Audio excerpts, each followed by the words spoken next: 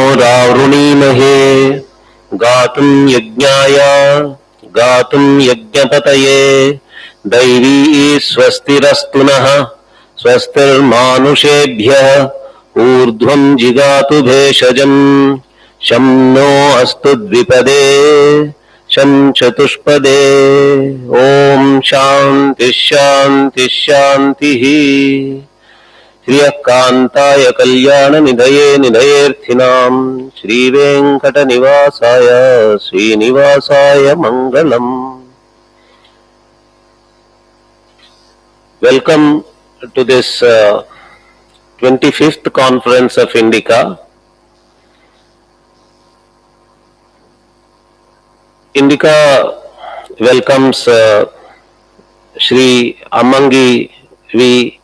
Balaji sir, the secretary of Andavan organization, Andavan Arts and Science College, and Principal Dr. Pichaimani sir, and Dr. Raman, the head of the Department of Sanskrit.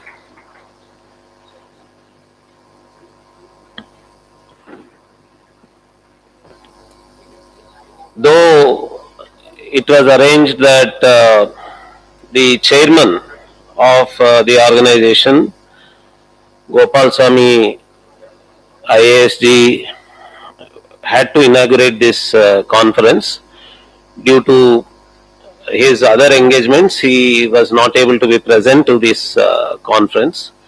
I requested Shri Ammangi ji to inaugurate the conference in his place. I would introduce Shri Ammangi ji.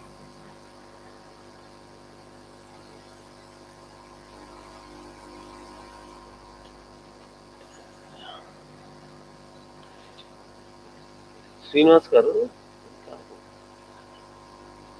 the profile I am talking.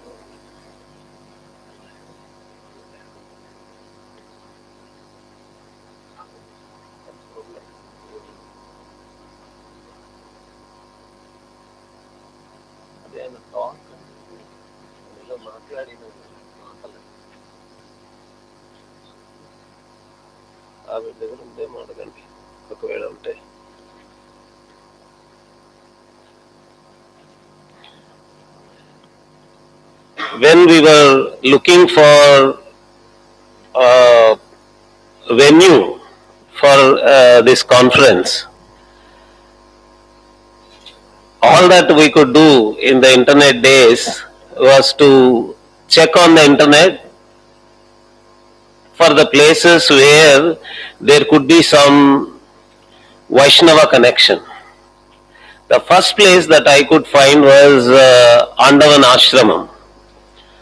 I called up the persons responsible at the Andavan Ashramam, and there they were very cordial in receiving, and they were excited to know that a organization situated in Hyderabad was looking for a collaboration for conducting the conference at Srirangam. But the ashram management told me that ashram does not have facilities for conducting the conference and guided me to the college. When I called up the college, Principal Dr. Pichaimani sir or the Sanskrit faculty, Dr. Bruhada, everyone was so cordial and they received us so well. They said, by all means you could come to our college. We have all the facilities here to conduct the conference, and they got ready to collaborate with us for the conference. It was a pleasant surprise to know that when the administration, principal and others mentioned about the conference to the secretary, he was also receiving it so well. We came to know from Pichamani sir that Ammangiji was very excited, very happy to know about this event. And I don't know, actually probably he had some previous information about the activities of INDICA Academy, or just because of his commitment for Vaishnavism and the conference about it, he readily agreed. All inclusive. So we were very glad to know that he readily agreed for this. And from then onwards, Dr. Pichaimani went on saying, everything is there for you. Please come. Whatever you ask, it is there at the college, because the management is so happy with this proposal of conducting the conference here. So from then onwards it was so smooth, everything was going very smooth. We made all these arrangements. To the management, I would like to inform you, sir, that INDICA Academy is an organization founded by Sri Harikiran Vadlamani Garu, and we have been conducting academic events, including conferences, workshops. We have a courses platform called INDICA Courses, with a motto of preserving our tradition. We preserve Gurukulas and Vakyartha Sadas and Shastrartha events and Veda Pathashalas and Samskrita Shastra Pathashalas. And we conduct workshops and all events that are useful for preservation, protection and promotion of our culture. And the participants in the conference, not just this conference, all our conferences, they come from all over the country, sometimes even from abroad. Here we have people who have come from Assam, West Bengal, Gujarat, and Delhi, and Orissa. Though actually Professor Ramaratnam, Vice Chancellor of Kripalu Maharaj University, he is from Chennai. He lives in Orissa. He is the Vice Chancellor there of university. So we have people from Rajasthan, Maharashtra, Goa. We have 2-3 people representation from Goa. So we have representation from all over the country. And earlier we conducted many conferences on different topics of Indic Renaissance, interest for Indic Renaissance. And the earlier conference on Shaivism was conducted at Varanasi. During the conference, probably there was an impression that INDICA Academy is a Shaivism organization. But people had to know that INDICA Academy is committed for the entire Indic Renaissance not just one strand of Vedas or Vedic culture or Vedic tradition. So in that conference itself, I made then and there an announcement that we are going to have the next conference on Vaishnavism. At least to tell people that we are committed for all strands of Vedic Vedanta, so to say. And after this conference, we are going to have a conference on Shaktism and Tantra, probably in Orissa, located in Bhubaneswar.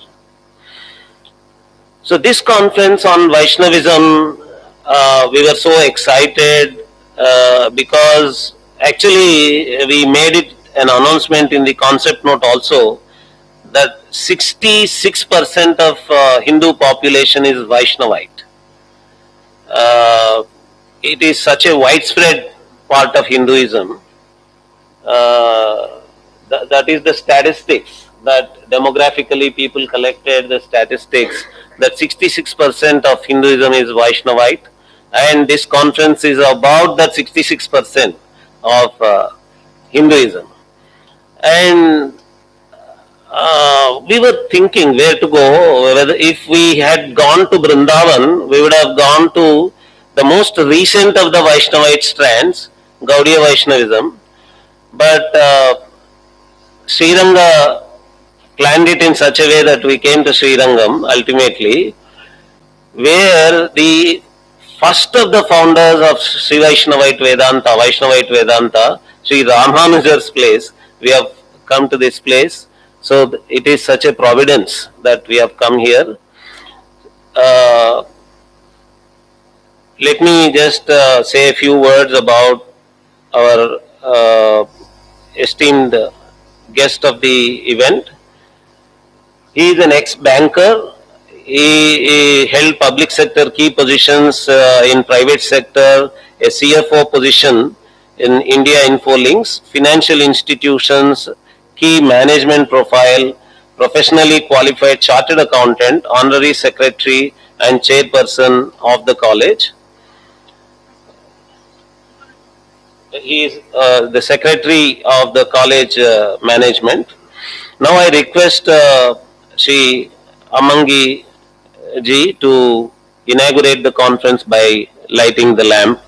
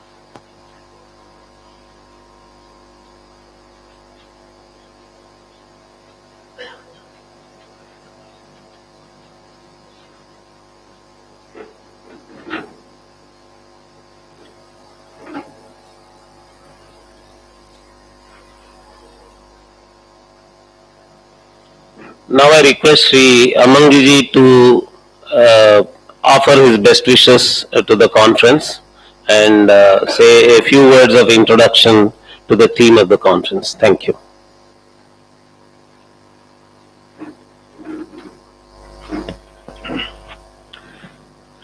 अस्मद् गुरु परंपराये नमः। श्रीमदे वराहमहादेशिकाय नमः। श्रीमदे वेदांत रामानुज महादेशिकाय नमः। श्रीमदे रंगर श्रीमदे वेदांत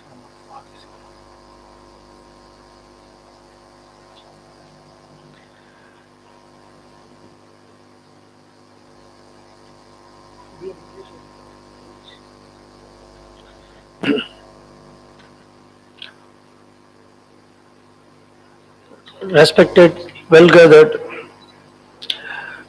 highly knowledgeable, august audience.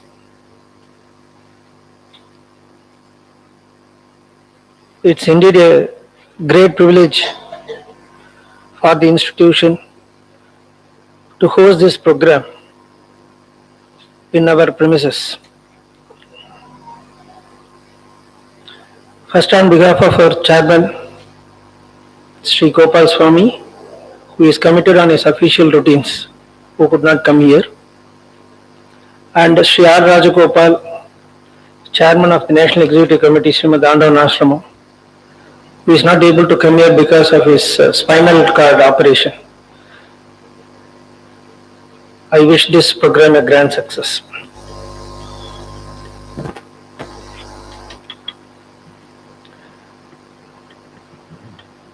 Conference on Vaishnavism happening in Bulaga Vaikundam. It's rather, this is the place where it has to happen. Vaishnavism has to be discussed in Vaikundam only. So this is the right place for the program. This is where Vaishnavism developed. This is the place where Vaishnavism had the attack, and this is the place where Vaishnavism had a revival. All the things happened in the lotus feet of Sri Ranganatha and Ranganayaki Tayar.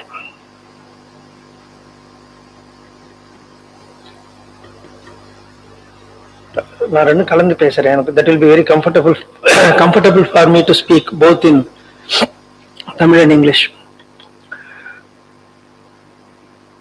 பெருமாளும் தாயாரும் சஞ்சாரம் போற மாதிரி விக்கிரகமாவே இந்த இடத்த India ஃபுல்லா சுத்தி இருக்கா. சுத்திட்டு திரும்பி இந்த ஸ்ரீரங்கத்துக்கு வந்து பிரதிஷ்டா இருக்கா. சோ ஒரு அப்பேற்பட்ட ஒரு புண்ணியமான க்ஷேத்திரம்.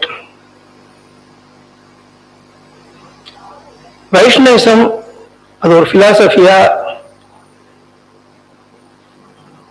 இல்ல அது ஒரு லைஃப் ஸ்டைலா? நிறைய கன்ஃபியூஷன்ஸ் இருக்கு. வைஷ்ணவிசத்து பேர்ல நிறைய பேருக்கு நிறைய குறை இருக்கு. இந்த வைஷ்ணவிசத்துல இருக்கிறவா யாரும் பெருமாளை தவிர வேற யாரும் சேவிக்க மாட்டா, எல்லாரும் தூஷிப்பான்னு சொல்லி ஒரு ஒரு கன்ஃபார்ம்டு ஒப்பீனியனே ஃபார்ம் பண்ணி வச்சிருக்கா. இந்த வைஷ்ணவிசம் ஃபாலோ பண்றவாள் மற்ற அவளை சேவிக்க மாட்டா, அவளை தூஷிப்பான்னு சொல்லி ஒரு கன்ஃபார்ம்டு ஒப்பீனியன் ஃபார்ம் பண்ணி, they formed a confirmed opinion that the Vaishnavites will only bow their heads to Srimad Narayana and they will not worship other gods.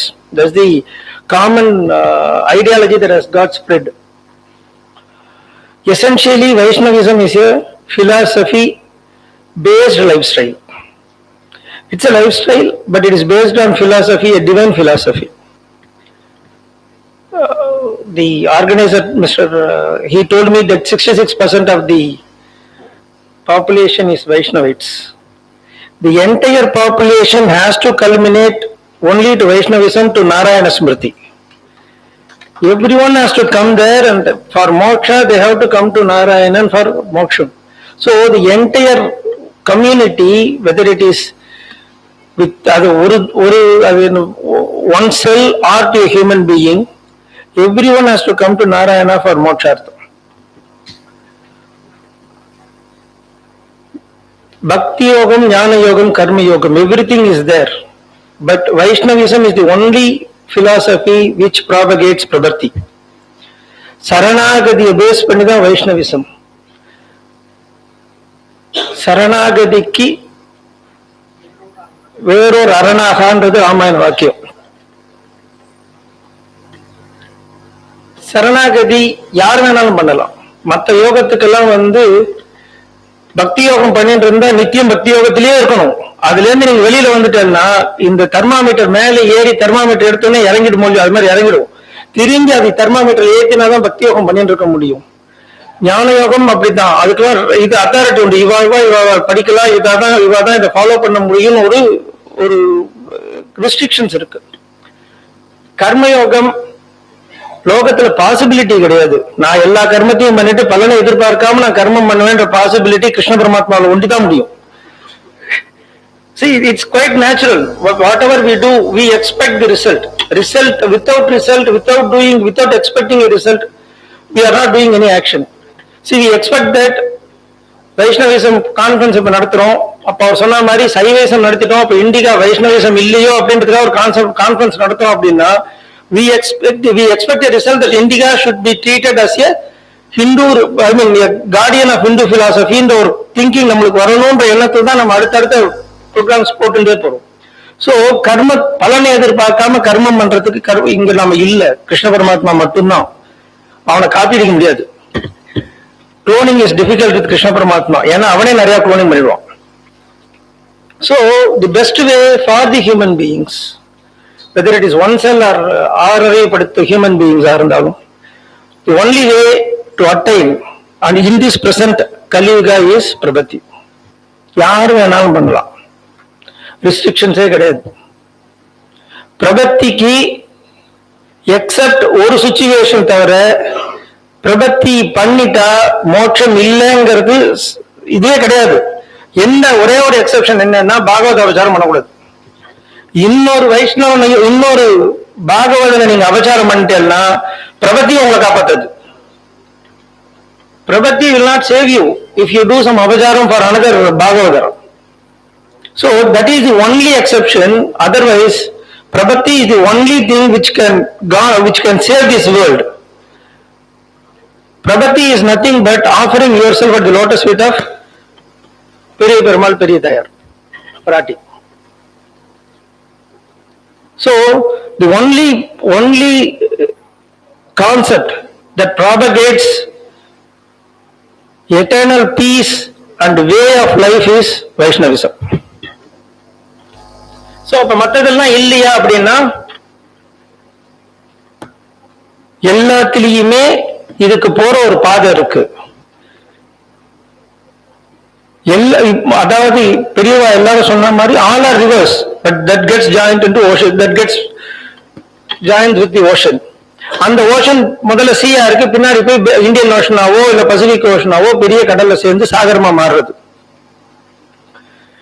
So all are good principles which lead to one path and that path is being propagated by Vaishnavism. ரெண்டாவது, the basic opinion that has been formed on Vaishnavites that they will worship only Narayana and they will not worship other gods. It's completely misunderstood concept.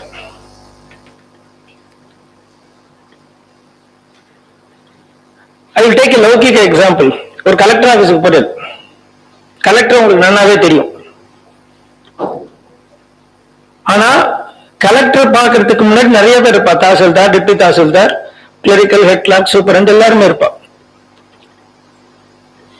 Collector தெரிஞ்ச உடனே நம்ம என்ன பண்றோம், நம்மளுக்கு காரியம் ஆகணும் அப்படின்னா கலெக்டர்கிட்ட பார்க்க வேண்டிய காரியம் நேரம் நம்ம கலெக்டர்கிட்ட போயிடுவோம். அப்ப நாம போய் நடுவில் இருக்கிற தெய்வத்துக்கு நிக்கிறது இல்லை, நடுவில் இருக்கிறவங்கள்ட்ட நம்ம போய் பேசுறது இல்லை. அதே சமயத்துல சூப்பரண்ட் காரியத்துக்கு வந்து சூப்பரண்ட் போய் பேசுறோம், கலெக்டருடைய நன்மைக்காக பேசுறோம். சோ இத ஒரு நல்ல எக்ஸாம்பிள் சொல்லணும் அப்படின்னா, அயோத்தியில இருந்து ராமர் கிளம்புறாரு. அப்போ வனவாசம் கிளம்பும் போது அயோத்தியில இருக்கிற புல் பூண்டு எல்லாமே வந்து பெருமாள் நன்னா இருக்கணும்ன்றதுக்காக அவ்வளவா இஷ்ட தெய்வத்தை சேவிச்சாலாம். அது கருப்பண்ணசாமியா இருக்கலாம், முனீஸ்வரனா இருக்கலாம், சிவனா இருக்கலாம், பிள்ளையாரா இருக்கலாம், முருகரா இருக்கலாம், யார் வேணாலும் இருக்கலாம். அவாவா இஷ்ட தெய்வத்தை அவ சேவிச்சா. யாருக்காக? பெருமாளுக்காக. சோ எந்த எட்டர்னல் பீஸ் போறோமோ அந்த பீஸ். இப்ப நீங்க வந்து ஃபார் எக்ஸாம்பிள் உருவமே கிடையாதுன்னு கும்பிடுற ராமலிங்க அடிகளார் முதல்ல பாடும்போது எல்லாரையும் பாடியிருக்காரு. எல்லாரையும் பாடி எல்லாரையும் அப்சர்வ் பண்ணிட்டு அதுக்கப்புறம் இது ஒளி ஸ்வரூபம் அப்படின்னு இருக்காரு. ரமண மகரிஷி எல்லாரையும் வச்சுட்டு கடைசியில போய் ஒளி ஸ்வரூபம் இருக்காரு. நாம இங்க இருந்தே நம்ம ஒளியை சேவிப்போம் அப்படின்னா நம்ம டியூப்லைட் தான் பார்த்துட்டு இருப்போம், நம்மளுக்குள்ளார ஒரு பீஸே வராது. See, we have to upgrade ourselves. போய் அந்த ரீச்மெண்ட்டுக்கு போகணும். வைஷ்ணவிஸ்ட்ல இந்த துவேஷ கான்செப்டுக்கு வரும்போது நான் சொல்றேன், என்ன சொல்லி கொடுத்துருக்கேன் அப்படின்னா, திட விசுவாசம் பெருமாள் பேர்ல வேணும். அந்த விசுவாசம் என்ன நடந்தாலும் பெருமாள் காப்பாற்றுவான்ற ஒரு விசுவாசம் இருக்கும். அந்த விசுவாசம் வந்துருக்குன்னா ஆட்டோமேட்டிக்கா டைவர்ஷன்ஸ் இருக்காது. அந்த விசுவாசத்தை கிரியேட் பண்ணணும்னு வச்சுக்கோங்களேன், ஒரு கண்டிஷன் போட்டாதான் அந்த விசுவாசம் வரும். காத்தால 8 மணிக்குள்ளார டிஃபன் பிளேட்ல உட்கார்ந்தாதான் டிஃபன் போடுவேன்னா தான் எல்லாரும் 8 மணிக்கு வந்து உட்காருவா. எப்ப வேணாலும் வரலாம், 8 மணில டிஃபன் கிடைக்கணும்னா எல்லாரும் 10 மணிக்கு தான் வருவா.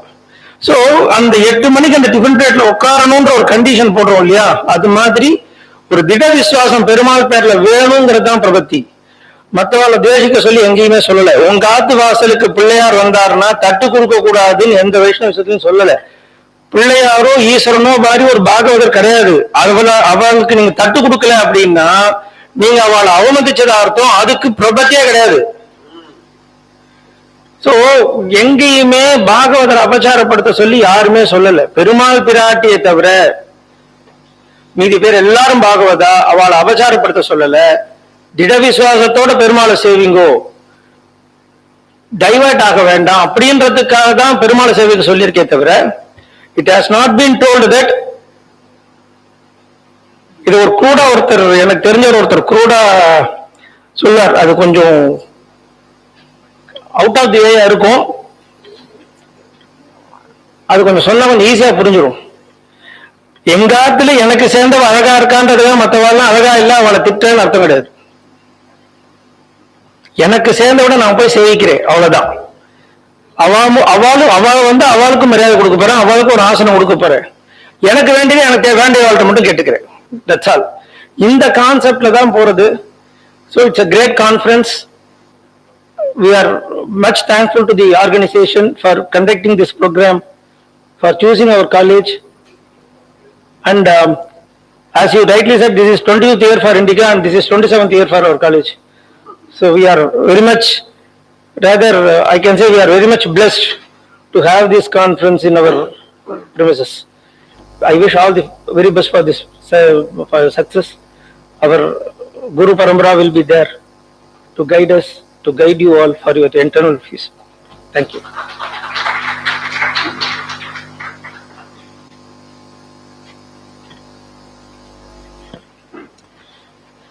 Thank you, sir. I would just give a brief translation of some of the important statements made by Sri Amangiji with regard to Vaishnavism. He emphasized prapatti as the concept of Vaishnavism, but the crucial part that he was mentioning was that even prapatti does not come to use for moksha if any apachara is done to a co-bhagavatar, another bhakta. And the most beautiful thing he said is, if there is a dvesha towards Shiva or Ganapati in a Vaishnavite, it is actually an apachara to the Bhagavatar. So, if anyone is talking about a Shaiva dvesha or Ganapati dvesha among Vaishnavites, it's not proper, it is not real Vaishnavism. So please don't be mistaken that there is a Shaiva dvesha in Vaishnavism or something like that. They never do that. It is not a proper Vaishnavism. That's a beautiful message, very much timely, very much essential for this period, because there is Breaking India forces are trying every day to bring in one kind of dvesha or the other into discussion, and they are trying to show that you have this dvesha or that dvesha among Hindus. So that was very timely. He explained that with very good examples worldly examples. Thank you very much, sir, for bringing that message of peace at this juncture of Indian history. Uh, we have arranged Dr. Raman's special talk as part of our conference. We are going to have his blessings for the conference. His erudition is going to be enjoyed by all of us. I thank Dr. Pichai Maniji for having come. Would you like to say a few words, sir? Okay. Dr. Pichaimani is going to speak in the valedictory session. So we'll now start the first session of the conference after this inaugural session. Thank you very much, sir.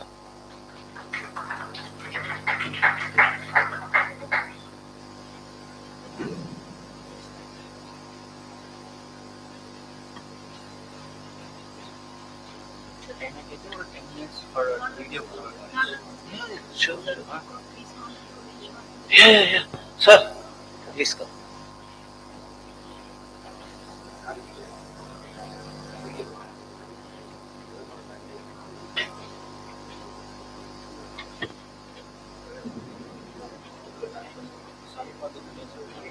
Okay, not a problem. Okay.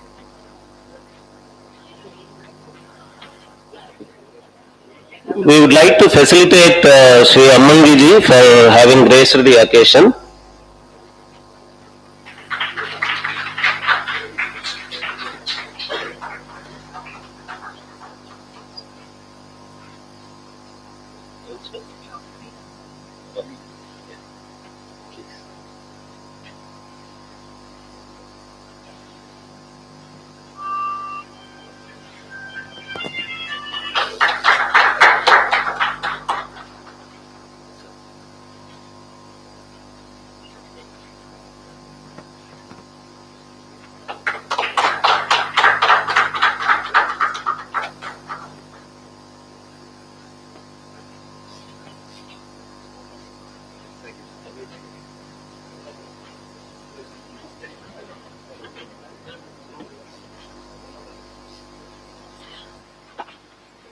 A brief introduction to Andavan College through a small video now.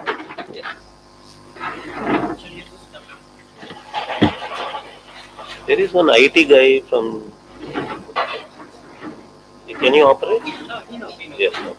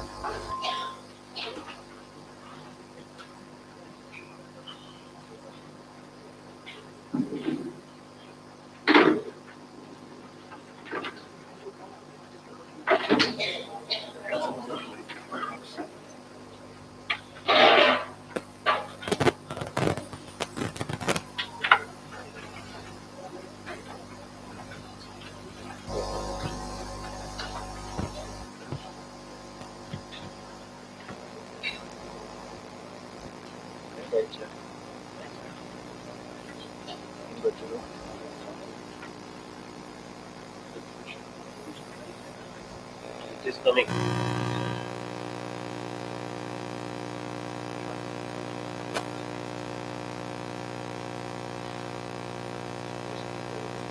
Sound connector.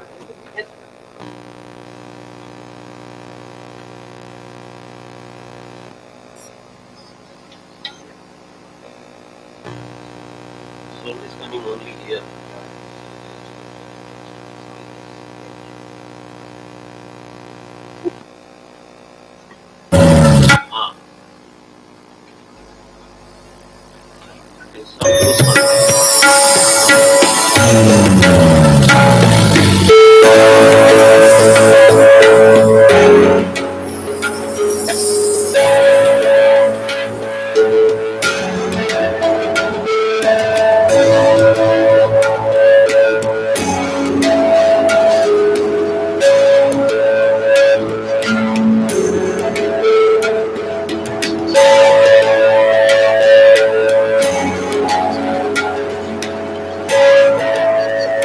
It is early morning in Sri Rangam.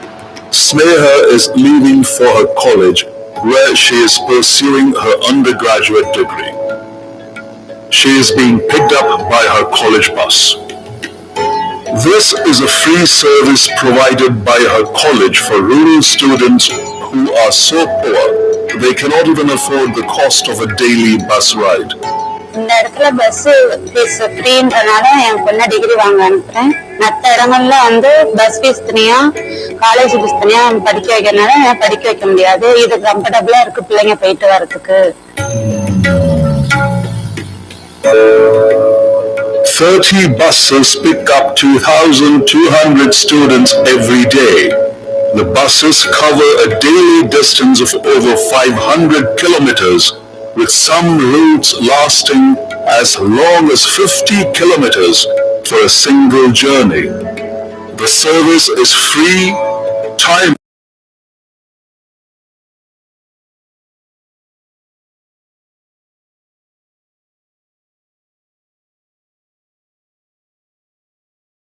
district of Trichy.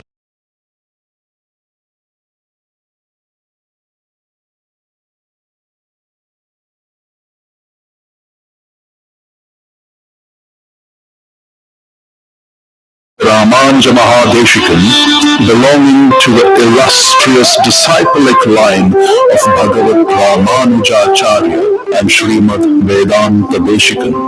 He was the 11th pontiff of the Sri Rangam Srimad Andavan Ashramam, a 300-year-old organization that preserves and propagates the Vadagalai Sri Vaishnava tradition of Sanatana Dharma.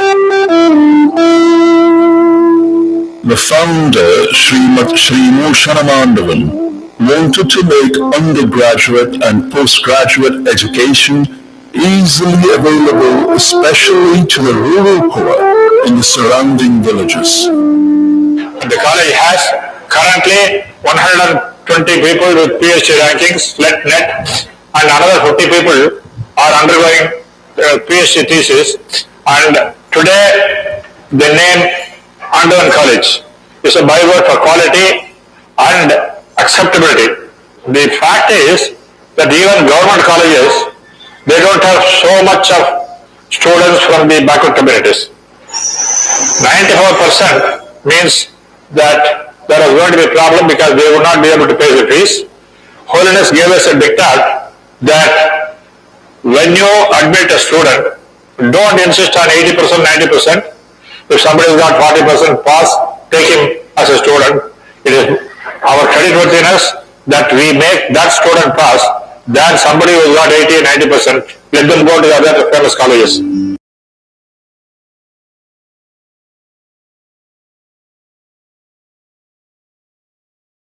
Special treatment to the most deprived.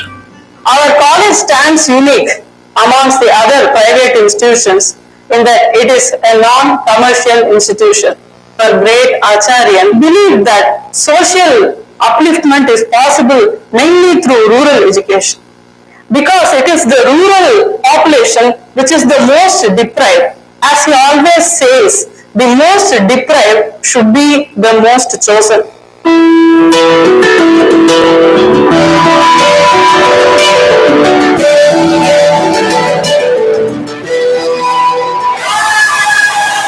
This was the bold and inclusive compassion of Srimad Andavan. He opened his doors first to those for whom all other doors had been shut. His Holiness Srimad Andavan, Vaishnavism, took a personal interest in the college and would continuously meet the faculty and students to oversee their welfare. Srimad Andavan Arts and Science College has 17 departments that offer 15 graduate and 13 postgraduate degrees to 4,500 students who come from various backgrounds. It offers 10 MPhil and 12 PhD programs. We are probably one of the very few institutions adopting green chemistry practices because our founder, Srimad Andavan Swamigal, was very concerned about the environment. The ambition of the college or the mission of the college is social upliftment through rural empowerment, through rural education at affordable levels. The trustees, the employees are imbibed by the mission and the vision of Srimad Andavan that the entire education system is being provided to the rural students at their affordable levels.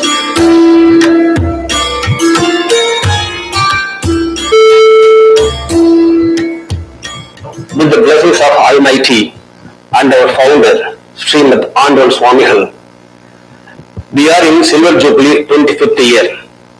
So far, our students secured 429 university ranks with 43 gold medals. Our staff members have published around 120 journals in the reputed peer-reviewed journals, and 20 of our staff members have got financial assistance from the government agencies to carry out their research projects and programs.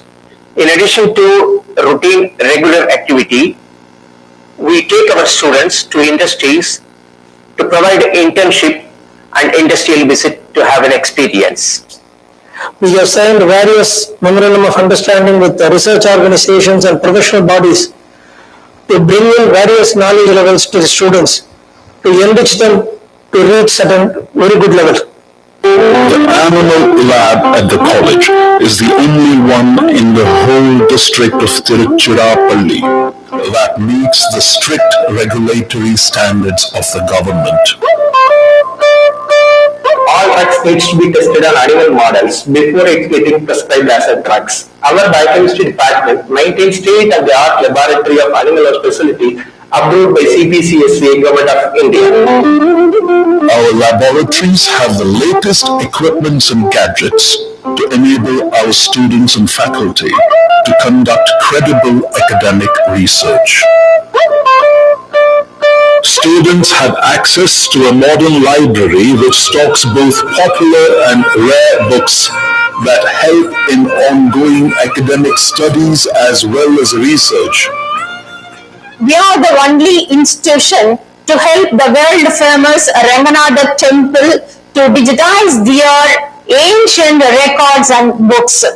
Unlike other institutions, we use only natural preservative to preserve the library books.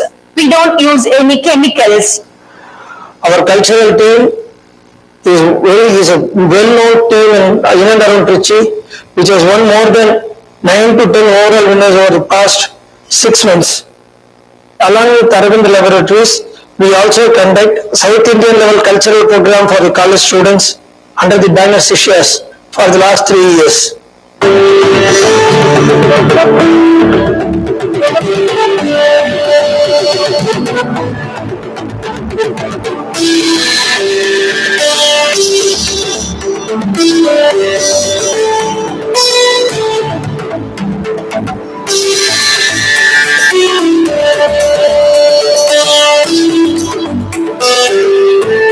We have been conducting sports activities on behalf of the Maharaji University, and we are also conducting inter-college tournaments at our college campus.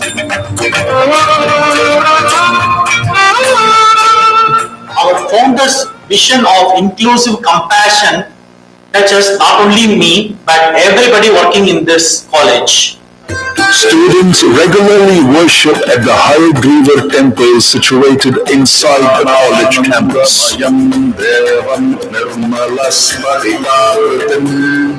Adharam sarva vidyanam Hayagrivam upasmare. இங்க இருக்கிற environment சொல்லணும்னா ஃபேக்கல்டிஸும் சரி ஸ்டூடெண்ட்ஸும் சரி ரொம்ப combine ஆகி ஒரு குடும்பத்துல எப்படி இருப்பாங்களோ அந்த மாதிரி இருக்கிறது ரொம்ப ஹாப்பியா ஃபீல் பண்றோம். அப்புறம் இங்க இருக்கிற ஹாஸ்டல் கேர்ள்ஸுக்கு ரொம்ப செக்யூராகவும் சேஃப்டியாவும் இருக்குது.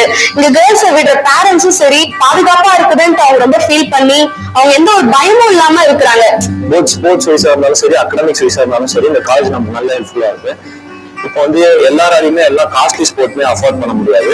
பட் இந்த காலேஜ்ல ஒரு நல்ல ஸ்போர்ட்ஸ் மேனுக்கு டேலண்ட் இருந்துச்சு அப்படின்னா அது எவ்வளவு காஸ்ட்லி ஸ்போர்ட்டா இருந்தாலும் நம்ம அஃபோர்ட் பண்றதுக்கு நமக்கு நல்ல ஹெல்ப்ஃபுல்லா இருக்காங்க.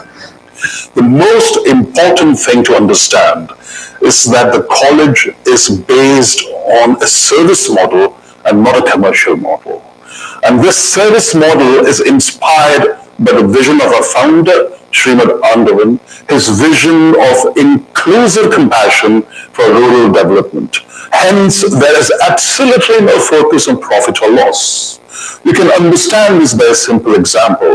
If someone is feeding the poor, or if someone is providing free medicines to the needy, one cannot go and ask him, why are you suffering a loss? Because profit or loss makes no sense in that kind of situation. He is incurring an expenditure out of his pocket because he wants to provide a humanitarian service.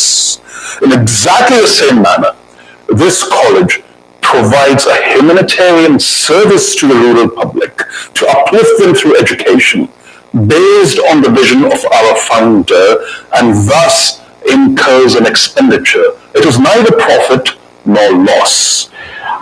One more instructions given by the Holiness to us was that if the student does not pay the fees, don't expel him or don't evict him. So this is something nobody has thought of. It is a surprise to us. If the students do not pay the fees, how the college will run? The Holiness smiled, a very wide smile. He can smile it's a very glorious smile. He said, you think you are running the college? No. College is run by Ranganatha and Ranganachiyar. Please go and do what I am telling you to do. I can assure you, ladies and gentlemen, that all these years, by not expelling even one student because he or she has not paid the fees, it has not affected the finances of the college, because the disciples and abhimanis of His Holiness are ever ready to come forward with their donations. The vision of the founder who departed in the year 2018 is carried on by the current Acharya of the Sri Rangam Srimad Andavan Ashramam, the 12th pontiff and successor, His Holiness Srimad Andavan Sri Varahamahadesikan. நமக்கு கல்வி செல்வம் அவசியம். செல்வத்தில் செவிச்செல்வம் அச்செல்வம் செல்வத்தில் எல்லாம் தலை என்ற வள்ளுவ பெருந்தகை சொல்றார். தொட்டனை தூரும் அனற்கையின் மாந்தருக்கு கட்டணை தூரும் அறிவு என்ற அறிவை பற்றி பேசுகிறான் வள்ளுவன். அறிவு புத்தி, ஞானம், ஜி என்று பலவாறாக நாம் பேசுகிறோம். அதுக்கு கல்வி கூடங்கள் முக்கியம். கல்வி கூடங்கள் இல்லைன்னா நமக்கு செல்வமானது, கல்வி செல்வமானது நமக்கு கிடைக்காது. அதுக்கு அந்த ரங்கராமானுஜ மகாதேசிகன் எல்லாரும் இந்த கல்வி பயன் அடைய வேண்டும் என்ற ஒரே காரணத்திற்காக இந்த ஆண்டவன் கலைக்கல்லூரியை ஆரம்பித்தார். அந்த கல்வியானது பிடித்தல், கிரகித்தல், எடுத்துரைத்தல், நினைத்தல், தரித்தல், ஊகித்தல், அனுமானித்தல் சொல்லுவோம். ஊனித்தல், விடுவித்தல், பொருள் கூறுதல், உண்மையறிதல், இவ்வாறாக அறிவை நாம் வளர்க்க வேண்டும். இந்த அறிவை வளர்ப்பதற்கு நாம் கல்வி கூடங்கள் அவசியம் வேண்டும் என்ற ஒரு காரணத்திற்காக எல்லாரும் அறிய வேண்டும் இந்த கல்வியை என்பதற்காகவே இந்த கல்வி கூடங்கள் கட்டினார்கள் நம் பெரியவர்கள். கல்வி ரொம்ப முக்கியம். அதனால மனிதனுக்கு திருட முடியாத சொத்து கல்வி. மீதி எல்லாம் பிரேஸ்லெட் போட்டுக்கலாம், மோதிரம் போட்டுட்டா இதெல்லாம் யாரும் எடுத்துட்டு விடுவான். யாரும் எடுக்க முடியாத சொத்து, திருட முடியாத சொத்து யாரா? அவர்களுக்கு முக்கியமான சொத்து கல்வி அறிவு. அந்த அறிவு தான் நமக்கு முக்கியம். அதுக்குத்தான் ஏஷன்ன வித்யா நகவோந்ததானம் ஞானன்ன சீலம் நகுனோ நதர்மஹா என்று சொன்னான். ஒரு மனிதனுக்கு வித்யை, வித்யாதன சர்வதனாத் பிரதானம். மனிதனுக்கு எல்லாவித செல்வமும் முக்கியம் முக்கியம் முக்கியம் அறிவுதான். ஆகையினாலே இந்த கல்வி நன்கு பயன் பெற வேண்டும் என்ற விருப்பத்தின் காரணமாக இந்த கல்வி ஆரம்பிக்கப்பட்டது, இந்த கல்வி கூடம். அதுதான் முக்கிய காரணம். எல்லாரும் பயன்பெற வேண்டும், எல்லாருக்கும் நன்மை பயக்க வேண்டும், நாமும் நன்மை பெற வேண்டும் என்பதற்காக இந்த கல்வி கூடங்கள் ஆரம்பிக்கப்பட்டன.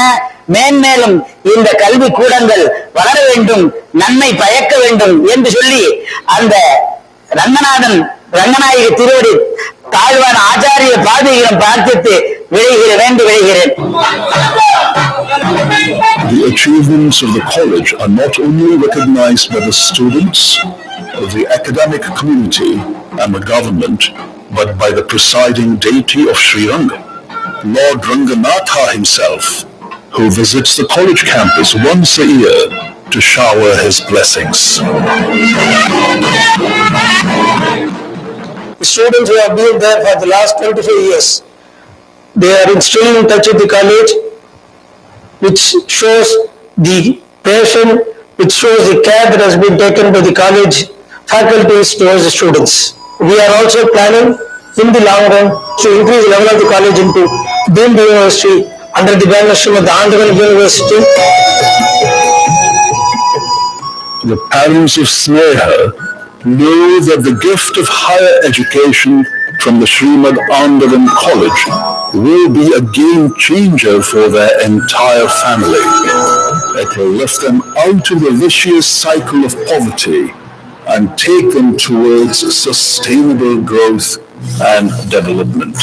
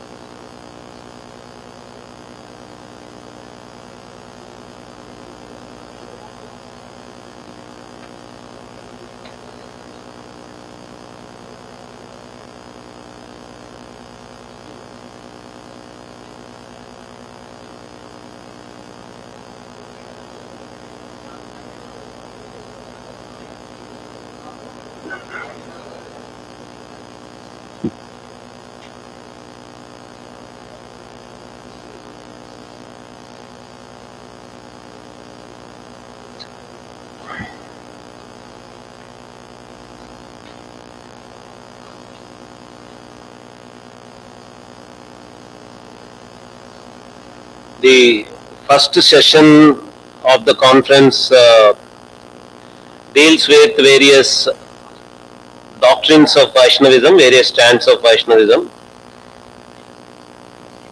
We have Dr. Varadashambhus, Dr. S. Ramaratnam, Srimati Maitri Goswami, Dr. B.C. Anish Krishnan Nair, Shri Ravinarayanan ji, Srimati Shafali Vaidya ji, Vijay Baurava ji, and Sri Shanmugam Subramanian ji in this session. There will be a tea break in the middle. Before the tea break, we have 3 papers. I now invite Dr. Varadashambhus to present her paper on Varkari sampradaya, Bhagavata dharma, and democratizing religious practices.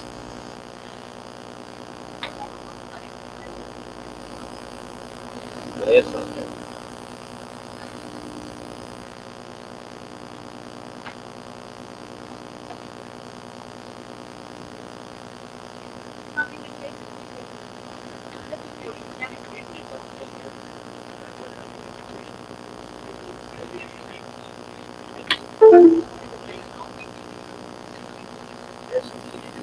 I want to let go.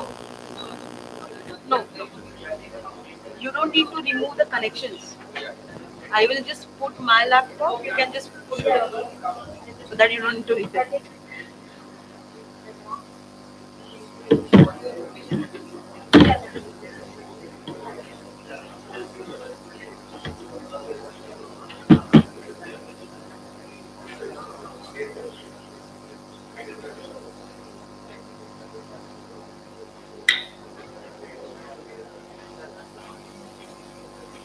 Can I begin? Okay. Namaste everyone. माझं नाव वरदा संभूस. सगळ्यांना आठवत असेल नागराजजींनी आपल्याला एक विनंती केली होती, तुमच्या मातृभाषेत तुमची ओळख द्या. तर मी मराठीमध्ये माझी ओळख देते आहे आणि सगळ्या आयोजकांचे मनापासून आभार.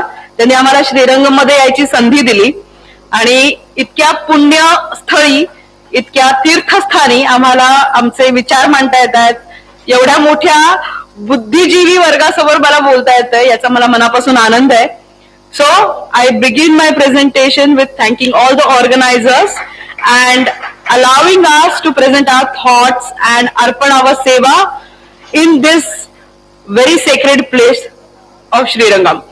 The title of my paper is Varkari Sampradaya, Bhagavad Dharma and Democratizing Religious Practices. Before I really dive into the presentation and the arguments, I have certain anecdotes to explain. The term democracy in the title that you heard just now, I'm not using it in the sense of political processes. Though I myself am a student of political science, in this particular paper, the term democracy is used to indicate equal opportunity, equal access, and mainly equality among people. The question that I have been pondering upon for a quite while, because I have been working on Varkari Sampradaya and the Vari pilgrimage for last decade, and I recently got my PhD awarded for the very same subject. I have been thinking about the political aspects, the social aspects of bhakti, because generally what happens, bhakti is seen as a very private and dedication to God, which becomes very, very central to any bhakti tradition. But when we think of bhakti as public, what are the implications of it for our social, political, cultural life? That has been the quest I have been thinking about, pondering upon for a while. So as I said, democratization not of spirituality per se, but religion. Here spirituality is something which is absolutely concerned with personal being and individuals' ways of dedication to one's own Ishta Devata or whatever means one wants to adopt to achieve moksha or mukti. So I keep that domain separate because my belief, my conviction is spirituality in Hindu way of understanding has always been democratic. So there is no bar on attaining moksha to anybody.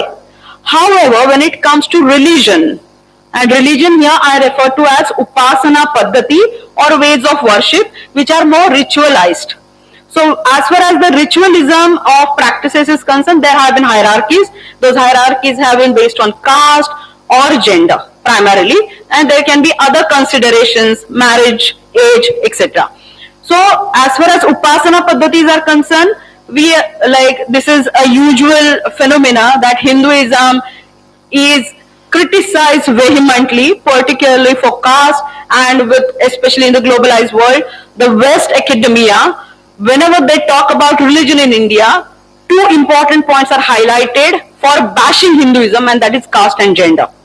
So I want to see, because I have been working on Varkari Sampradaya, what is the take of the Varkari Sampradaya as far as caste and gender are concerned, and how does it connect to the social and religious democracy in India? As I mentioned, democracy not in the political sense, but more in terms of equality of access and opportunity. So having said all this, another important point, I am not explaining all the arguments that I have, but only the anecdotes.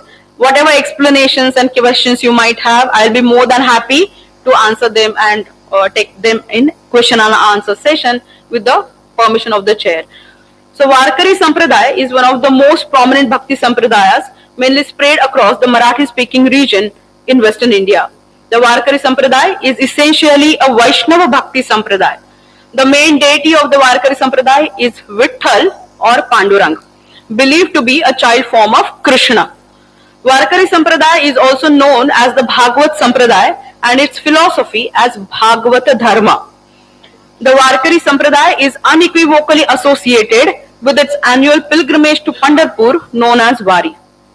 Some of the prominent santas of Maharashtra like Jnaneshwar, Tukaram, Namdev, Eknath, Muktabai, Janabai, Soirabai, Kanupatra, Chokhamela, all these names we have generally heard of when we think of Indian Sant tradition. They are believed to belong to Varkari Sampradaya. Though the origins of Varkari tradition are not accurately traceable to a single source, it can be said that it had strong roots among ordinary people in the 13th century Marathi-speaking region. So what is Bhagavad Dharma? I just mentioned that the philosophy of Varkari Sampradaya is known as Bhagavad Dharma. Varkari Sampradaya focuses on the bhakti way or marga of moksha or liberation. Though bhakti assumes duality of devotee and deity, in many Bhagavad Sampradayas, the defining philosophy of Varkari Sampradaya is of Advaita. So this is very important point. The moment we think of bhakti, we think of duality of bhakta and the devata or God. Whereas in Varkari tradition, though bhakti, it is a bhakti sampradaya, it is not assumed on duality, but Advaitism, and which is the tradition of Advaitism goes back to Adi Shankaracharya. The highly heralded scripture, which can be said to be the cornerstone of the Varkari canon, Jnaneshwari, preaches the Advaita philosophy. Even though Varkari Sampradaya is founded on the sophisticated philosophy of Advaita, the practices that Sampradaya preaches are easy. Bhagavad Dharma, as propounded by Varkari Sampradaya, does not advocate rigid ways but teaches simple bhakti which can be accessed and practiced by all, including women, Shudras and the poor. Adoption of bhakti and its practices primarily as a primary means of moksha, the child form of Krishna as the deity, the Varkari Sampradaya is known as the Bhagavata Sampradaya and Varkari philosophy is known as Bhagavad Dharma. So I am skipping the other parts of the paper. I'll just come to main crux that I want to focus on. Bhagavatas are those who worship Vasudeva, Krishna or Vishnu. Bhagavad Dharma promotes simple methods of God worship. The Bhagavatas do not require Sanskrit text, and this is very important. Bhagavatas do not require Sanskrit text, but they are not necessarily against it, because that's another important debate that has been imposed upon us, that Prakrit versus Sanskrit and Sanskrit as Brahminical. So this is very important that Bhagavatas and particularly Varkari Sampradaya, though all the compositions of the Varkari Santas are in Prakrit or in Marathi, they are not anti-Sanskrit. So that needs to be highlighted here. The rigorous rituals or heretic activities are not promoted in the Varkari Sampradaya, but simple methods, and these methods of bhakti are both private and public. In public means of bhakti like Kirtan, like the Vari pilgrimage, like Bhajan, Nam Ghosh, all these are public dimensions of bhakti which are propagated by the Varkari Sampradaya. One need not become a sannyasi or one need not abandon the worldly life, but even within the day-to-day life, even being a householder, one can attain moksha with bhakti. That's the primary teaching of the Varkari Sampradaya. And apart from other things, Varkari Sampradaya is also known as the householder Sampradaya. So there are two extreme opinions about the teachings and the works of the Varkari Sampradaya and the Santas of the Varkari Sampradaya. One school of thought regards the works and the message of the Varkari Santas as Vidrohi or revolutionary, pioneering radical social change against Vedic Dharma and denouncing Vedas. So this is one opinion, one school of thought. The other school, it regards Varkari Sampradaya and the Santas of the Varkari Sampradaya as otherworldly, who had no concern for social and political happenings around them. So these two extreme opinions, one Varkari Sampradaya as status quoist, no concern for social and political affairs, but merely interested in otherworldly bhakti. That's one school of thought. The other school of thought argues that Varkari Sampradaya is Vidrohi, revolutionary, and it wanted to question all the values which were propagated by the Vedic Dharma. However, in my understanding and many other scholars, including Iravati Karve, Sonopant Dandekar, Shankar Abhyankar, G.A. Dellery, all this, and recently Christian Nowitzki, all these scholars, they have argued that Varkari Sampradaya has more of a reconciliatory approach. So it has its deity as Panduranga, but it will not abandon or it will not demonize other kind of deities. So that's what we started saying in the very inauguratory session of this particular conference, that even though some people will be considered as Vaishnavas, or here in this case as worshippers of Vittala, it need not mean that there is abandoning of other forms of worship. The very simple example during the Vari pilgrimages, when the Palakis arrive at Jezuri, which is a primarily Shaivite place of Khandoba, which is considered as form of Shiva.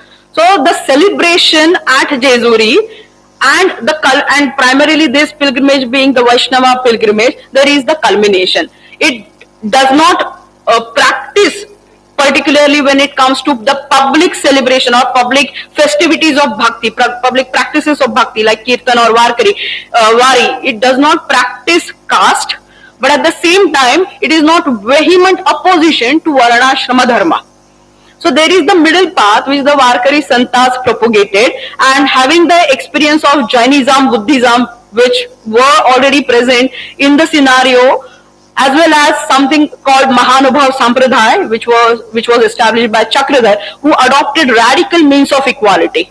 No taboo of whatsoever. But over the years, these sampradayas declined. They could not sustain with the pressure of social rituals, with the pressure of social norms. However, because the Varkari Sampradaya adopted this reconciliatory approach, it keeps thriving till date. So as far as the question of political consciousness is concerned, because all this equality, whether it is in terms of caste or gender, it is very much present in religious domain in the Varkari tradition. The question is whether it translated into political understanding or political consciousness. I don't have really worked extensively on this linkage, but one thing is very clear, that the Swaraj which was established under Shivaji Maharaj in the 17th century, and which had the sense of sovereignty, which had the sense of nationhood, the sense of common identity among people, it was not possible without the contribution of the Bhagavad Dharma and without the contribution of the Santas of the Varkari tradition. And this is not me for the first time who is arguing this. Some scholars like Mahadev Govind Ranade, Justice Ranade, has made this argument in Rise of the Maratha Power. So concluding, I will simply conclude this presentation.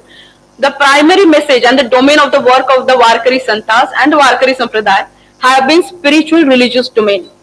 The quest for equality among all human beings has resulted from their spiritual philosophy. The direct implication of their teaching in political domain is far less clear. The primary objective has been to encourage individuals to lead moral and committed lives and channel their energies to achieve their spiritual goals. They made bhakti the basis of their teachings and advocated simple means which were both personal and public. The adoption of non-ritualistic means which all could practice non-discrimination based on caste, class and gender in the spiritual and religious domain, and preference to the majority sections of society, namely Stri Shudradi, were conscious choices on the part of Varkari Santas. The differences of opinion regarding the extent to which these deliberate choices resulted in substantial social and political change to establish an egalitarian society. However, there is no doubt that they opened up religious and spiritual spaces previously closed to the majority sections of society. The works of the Varkari Santas and Varkari Sampradaya can be credited with igniting confidence among masses that they can attain highest spiritual goal irrespective of dogma of caste and gender. it would not be an exaggeration to argue that Varkari Santas and Varkari Sampradaya were instrumental in igniting pride in one's own desh and bhasha, that is, in one's own country and language, and thereby shaped the psyche of Marathi people and democratized religious aspects of people's daily lives. Thank you.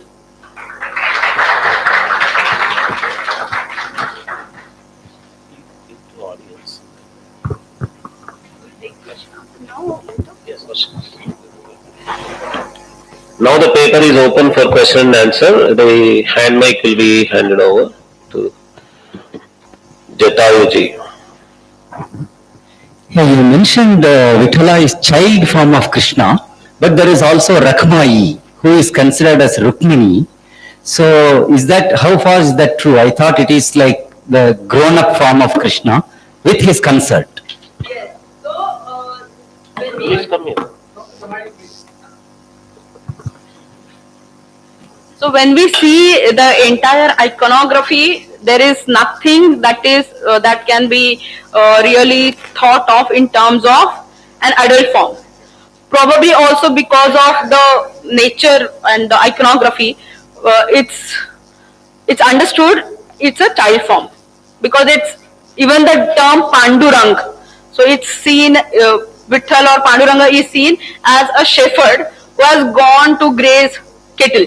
So with this understanding, but as far as folk tales are concerned, Rukmini got angry with Krishna, and then Krishna came to meet Pundalik to give him darshan, and then adopted because Pundalika threw a brick for Krishna to stand on. This story also goes. So if we go according to this folk tale, obviously it is not a child form. But as far as the iconography of the Murti is concerned, it can be said that it is and primarily because I am not a historian per se or an archaeologist, what I go with is the Varkari belief. What matters to me are people's faith, people's belief systems, what people aspired for, all that matters to me. And as far as Varkari belief is concerned, Vithala is a child form of Krishna. Hi, thank you for your presentation. So my question is primarily, vis-a-vis your conceptualization, rather your reference to the two schools that you mentioned, right? And maybe I was just trying to connect that two, and I was basically see if we can look at it to the idea of space. Because even Novetske in his book, The Quotidian Revolution, he talks about that quotidian space where the elite and the non-elite meet. I'm quoting from him. Yes. So basically, if we can try to see this as a part of a continuum rather than seeing them as being opposites, then possibly there could be some point of convergence. There's just a possibility of looking, because since you are looking at democratic values, see, we need a space to negotiate those ideas. So possibly we can think on those terms. Sure. Right. Thank you. Primarily, I work on the notion of bhakti and bhakti public, and I use Novetsky's work. He has an essay on that, on the bhakti public sphere. Right. So there is another essay by Novetsky which is called Brahmin Double, and wherein he talks about the caste angle and how Brahmins themselves were instrumental in uplifting the untouchables and the Shudras. Right. So that is another good read. But I'm not referring to these two schools primarily as the space between space for negotiation. Right. The space for negotiation is available definitely, without a doubt, at all Varkari Bhakti practices. Right. And that is what my entire thesis on Vari talks about, how it is a space for reconciliation and negotiation. Whether it's Shaiva Vaishnava, whether it's Saguna Nirguna, whether it's Dvaita Advaita, all these forms, whether it's Prakrit Sanskrit. So all these debates. But as far as the writings on the Varkari Sampradaya is concerned, how do we understand what people are saying about the contribution of the Varkari Sampradaya? Absolutely. So in that sense, I divide these opinions into two. One saying, okay, this is revolutionary and nothing to do with Vedic Dharma, or in fact criticism. On the other hand, there is glorification, saying that okay, Varkari Sampradaya is all for change, and it established so many radical forms. So what I'm doing primarily is to think analytically and obviously as researchers we need to use categories. Without categories we can't And work. question them as well. Yeah. Thank you. Thank you Right. for the question. Yeah, absolutely.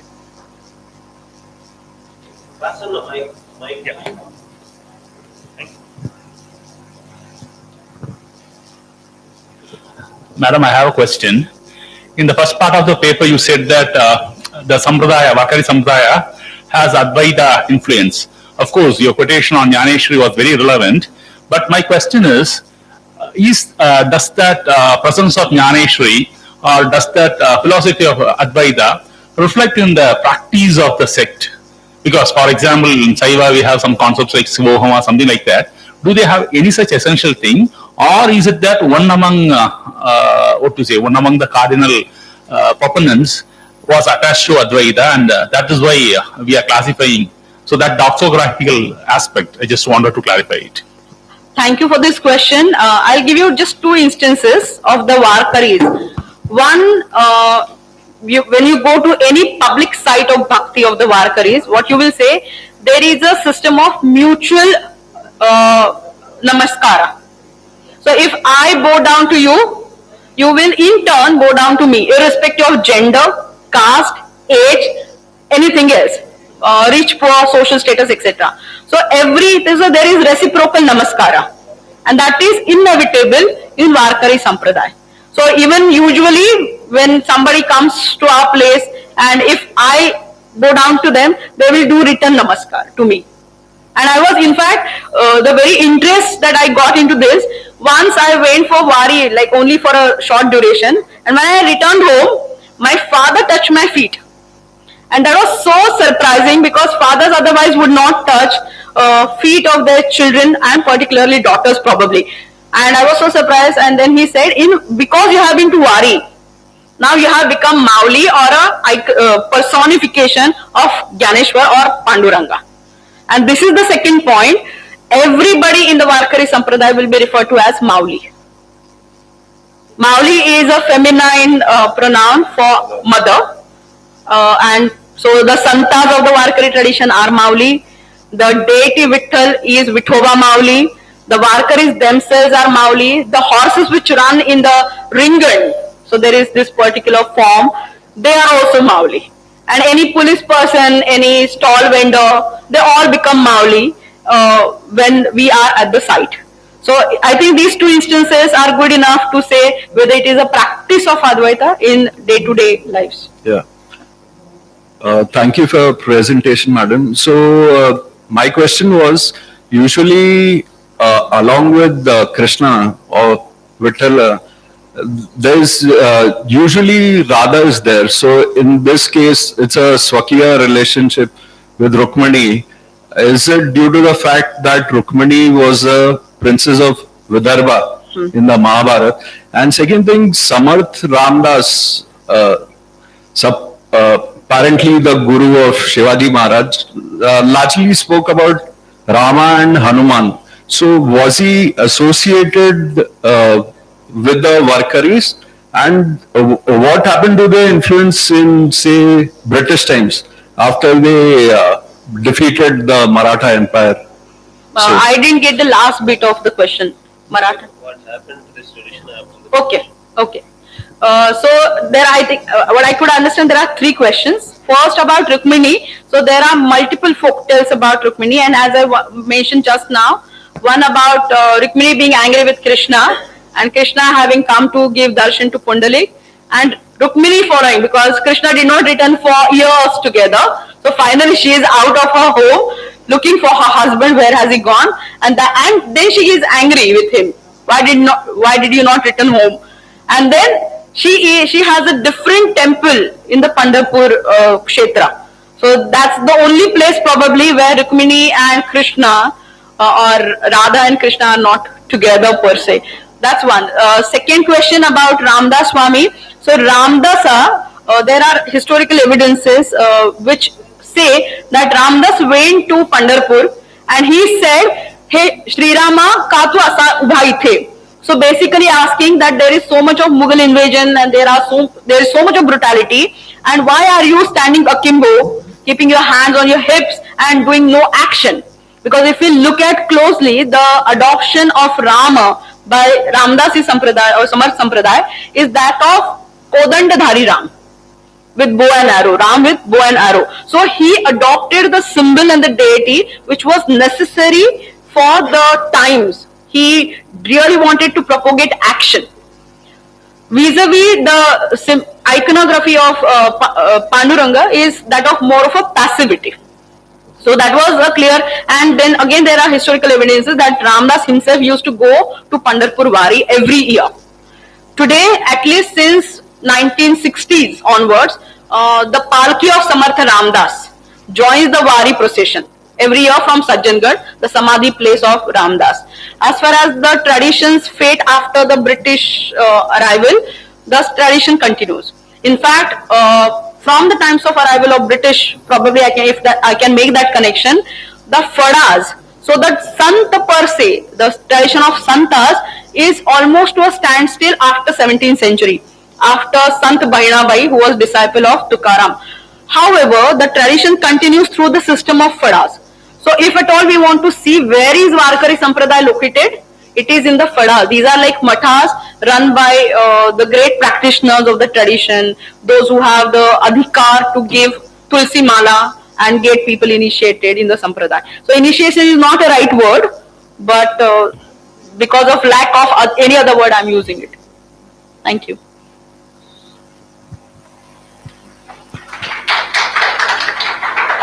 Now Professor S. Ramaratnam, the Vice Chancellor of Jagadguru Kripalu University, Orissa, on Jagadguru Kripaluji's Maharaja's contribution to Vaishnavism.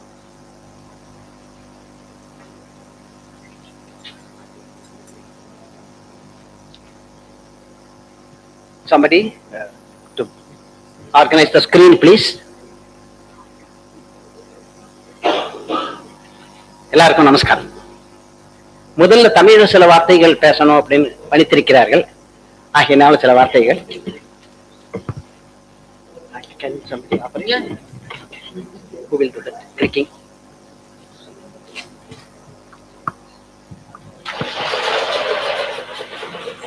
அவர் ஆரம்பத்துல முதல்ல சொன்ன மாதிரி எல்லாருமே ஒரு விதத்துல வைஷ்ணவத்தோட சம்பந்தப்பட்டவதான்.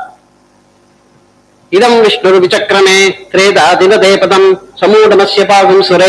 இத மக்கள் சொல்லாம்படிக்கு ஏதாவது ஒரு கிரியா நடக்கிறதா? விஷ்ணு சஹஸ்ரநாமம் சொல்லாம்படிக்கு யாராவது நம்ம இருக்குமோ? அதனால எல்லாருமே ஒரு விதத்துல வைஷ்ணவாதான். ரெண்டாவது விஷயம், வைஷ்ணவ கோயில்கள், விஷ்ணு கிருஷ்ணர் கோயில், ராமர் கோயில் யாருமே போகாம இருக்கிறது இல்லை. அதனால எல்லாருமே வைஷ்ணவாதான். மூணாவது, ஆழ்வார்களே முதல் ஆழ்வார்கள் சொல்லப்படும் முதல் 3 ஆழ்வார்கள் சிவனை ஸ்தோத்திரம் பண்ணி நிறைய பாட்டுகள்ல எழுதியிருக்கா அப்படின்னு கேள்விப்பட்டிருக்கேன்.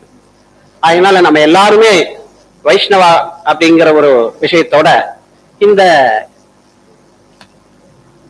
கான்பரன்ஸ்ல பங்கெடுத்துக்கிறதுல எனக்கு ரொம்ப மகிழ்ச்சி ஏற்படுகிறது. நமஸ்காரம். Okay.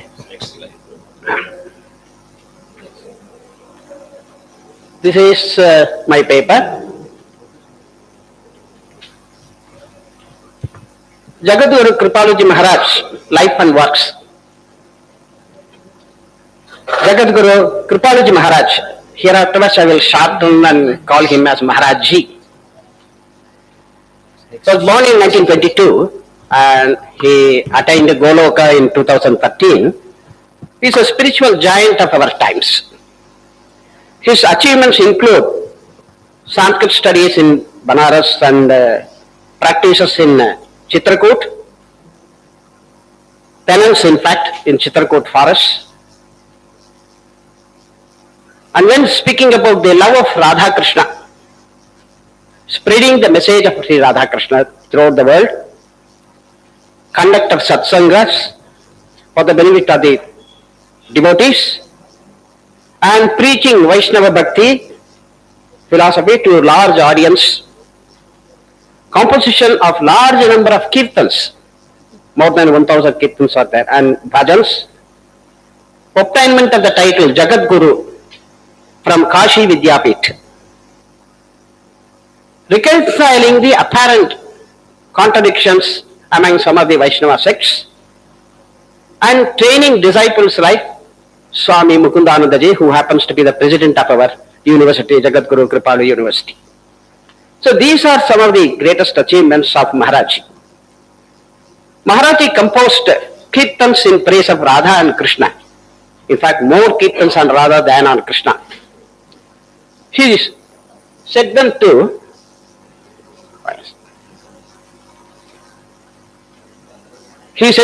enchanting tunes and sang them himself. In fact, we can call him a Vageyakara.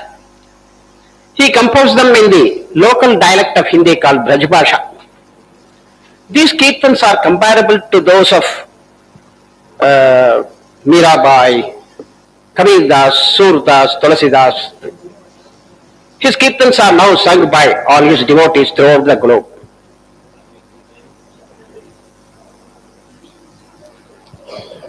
Maharaji's contribution to the Vaishnava Bhakti is immense and unique. The Vaishnava Bhakti philosophy may be divided into Vishnu cult, Rama cult and the Bhagavata and Alvar traditions.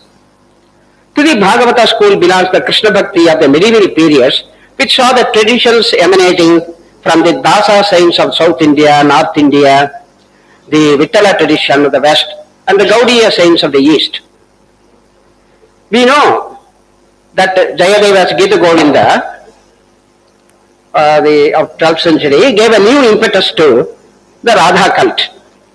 In the light of this, certain interesting developments took place in the Vaishnavism from the 15th century. There was one school that showed allegiance only to Krishna, while assigning an insignificant role to Radha, and the other conformed to the tradition of dedication of both Radha and Krishna. The latter one may be again subdivided into three groups. That is, number one, treating Radha and Krishna on equal footing like Vallabhacharya. Number two, Radha and Krishna Bhakti with emphasis on Krishna cult like Chaitanya Mahaprabhu. And third, same with emphasis on Radha as popularized by Swami Haridas of 15th century and Swami Harivansh.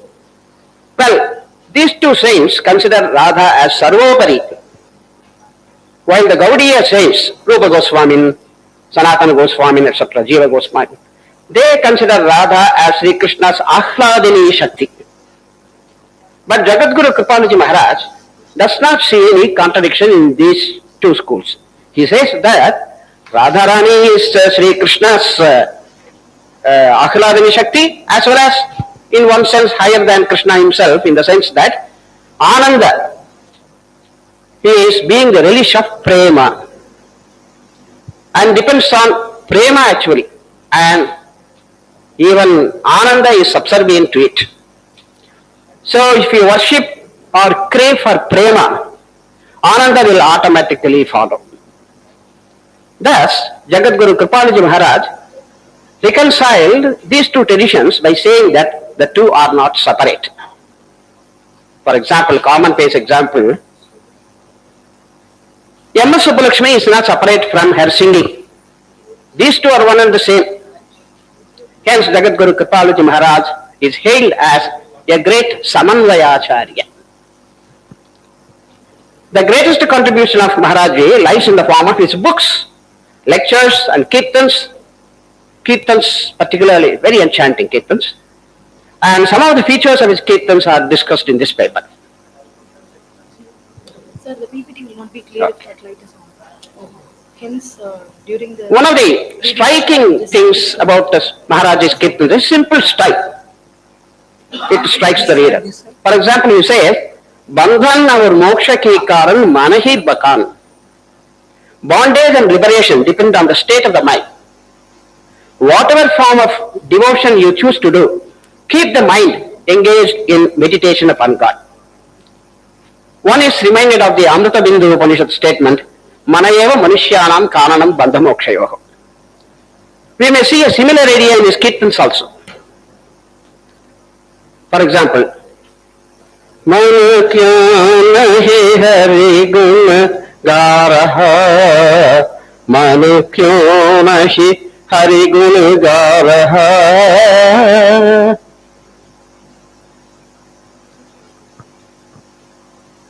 Why doesn't the mind develop an attachment to Hari. Why don't you sing the glory of Hari instead of wasting your time and getting entangled in the material desires? And next point is Maharaji's devotion to Guru and emphasis on the tradition of Guru. He accords an exalted status for Guru. In one of his kirtans he says, Dhani Manigadu Dhama Nivasusuno, etc. He says, oh mind, you have been blessed with the residence in the divine abode of Mangad. Mangad is the birthplace of Maharaji. As a result of many lifetimes and virtuous actions, to get a Guru is not easy. Take advantage of a great fortune by surrendering to your Guru and serving him wholeheartedly. So like that there are several kirtans on the efficacy of Guru for that matter. Maharaji follows the Bheda school. As we may all know, there are great persons like Nimbarka who revolutionized this particular concept. There are several branches like this Svabhavika, Dvaita Dvaita and Aupadika, Bheda, etc. And then of course Achintya Bheda of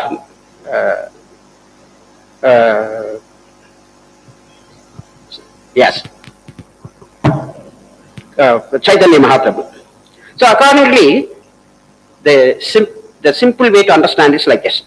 The Jiva is neither exclusive of Brahman nor identical with it. It is his energy. Jiva Shakti is one of the Shaktis of the Lord. The Bhagavad Gita itself says, Aparayam itastvanyam prakritim vidhi me param Jiva bhutam mahabaho yathedam dharjate jagat. Creation of the elements is my inferior energy, but I have superior energy. This is the Jiva Shakti, the soul energy, which comprises the embodied souls. By the Jiva Shakti, the entire universe is maintained. Well, we all know that according to Advaita, Jiva is non-different from the Brahman at the absolute level. According to Dvaita, it is completely different from the Brahman. According to Vishishtadvaita, the Jiva along with matter forms the body of the Brahman. According to Bheda school, which is followed by Maharaji, Jiva is part of the spiritual energy of the Brahman. As is said in the Vishnu Purana, Ekadesha Sthitasya Angrit Jyotsna Vistarini Yatha. Just as the sun resides in one place, but its sunlight pervades the entire solar system. Similarly, there is one God who by his infinite powers pervades the three worlds. We have Chaitanya Mahaprabhu's quotations also, Jiva Tattva Shakti, Krishna Tattva Shaktiman, etc. So any energy is simultaneously one and different from the energetic. For example, the fire and the heat are one and the same, but there is also a difference. The fire can be seen, but not the heat.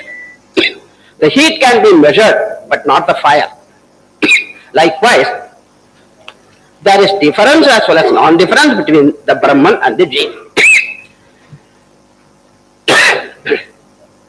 This is brought out in scriptures, and Maharaji also explains it in a number of his places.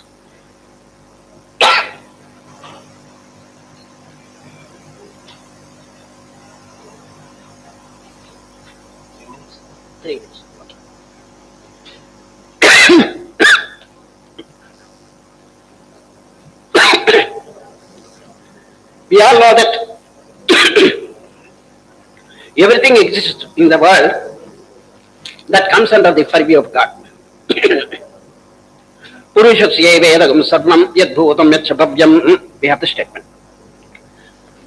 And in the scriptures there are also statements which talk about the Veda. Veda Shrutis are there, Abheda Shrutis are there. Now our many scholars have tried to reconcile them, and our Maharaji has also tried that. That is the greatest point with respect to it. Maya Maharaji follows, as we have already seen, Bheda school, and accordingly, Maya is one of the Shaktis of Bhagavan. He says, Jiva Maya Duyi Shakti Hai, Shaktiman Bhagavan. And then, concept of Yoga Maya. Both Maya as well as Yoga Maya are the energies of God. But there is a thin line of difference between them. Maya is termed as his energy to create the world, while Yoga Maya is his power to conceal his true form during the incarnations. That is why sometimes Yashoda is able to see the divinity in him when he opens his mouth. And sometimes the Lord conceals it. So otherwise, she will lose that Madhurya Bhava.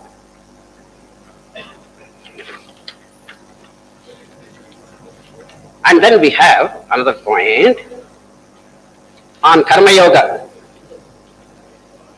Our Maharaji says, Mana Hari me, Tani Jagat me, Karma Yoga, Yehi Jana, etc.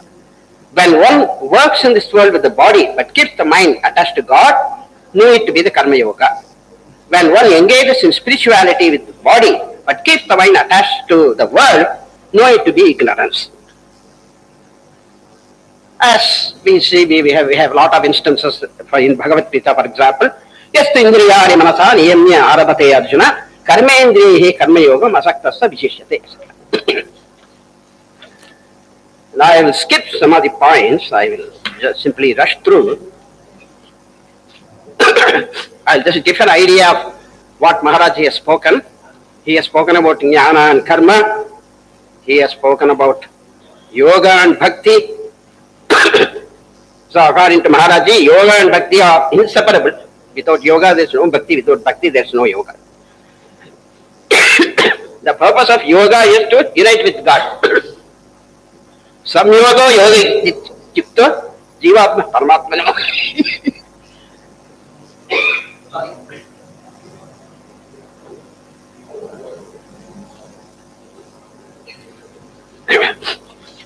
Then about bliss. Attainment of bliss is the aim of all forms of bhakti and philosophy according to Indian tradition. Maharaji also, speaks about it in a number of his kirtans. And then the threefold aspect of God.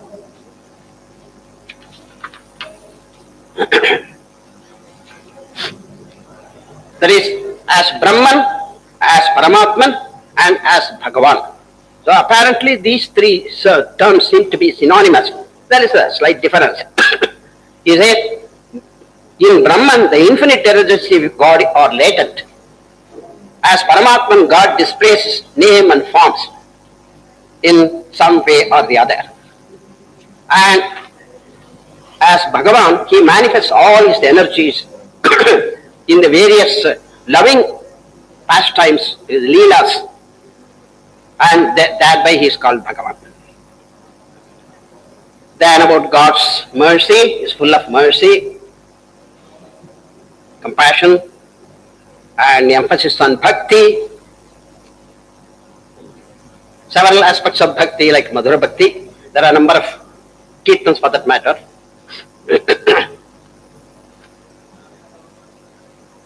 The mind should melt in bhakti. That is the most important aspect. Then pity is very important for bhakti. Viraha, as in the case of a heroine, so should be the nature of a devotee.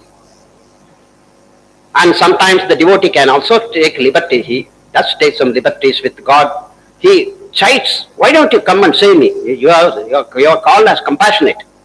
So we have got a lot of kirtans like that in Alvar Prabandhams as well as in the Dasar kirtans. So also Maharaji's kirtans exhibit this particular idea. The gopis are prepared to wait for you for any number of births, but our fear is that we are ignorant, we call you cruel, all these things. Therefore, how will you take care of us? But you should take care of us. Ethics, in the course of his kirtans, he lists number of ethical principles.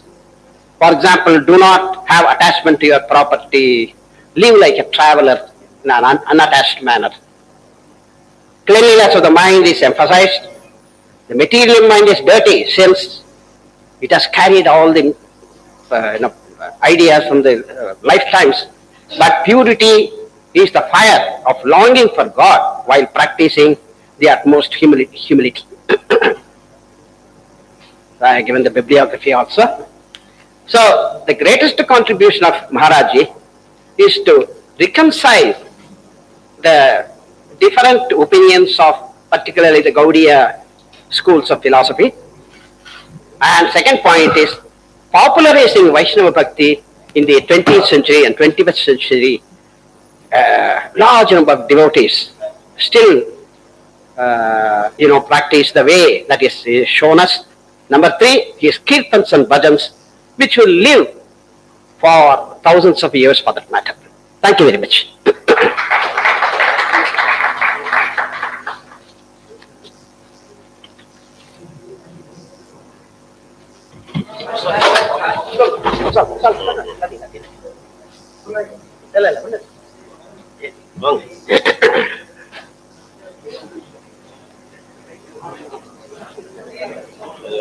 Can you stand?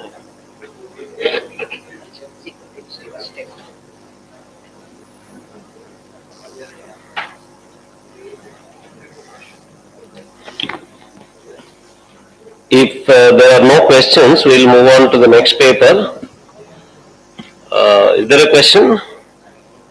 Don't think. So, Srimati Maitri Goswami, the doctrinal form of devotion to Lord Krishna, governed by Pushti Marg, a Vallabha perspective.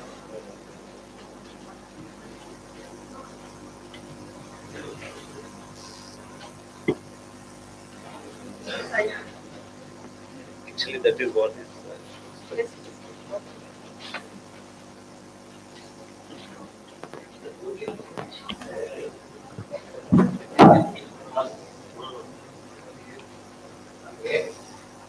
You can take the laptop if needed.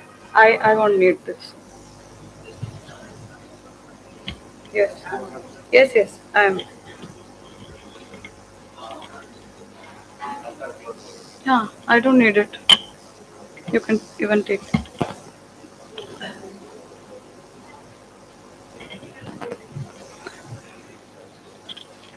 May I start? Okay.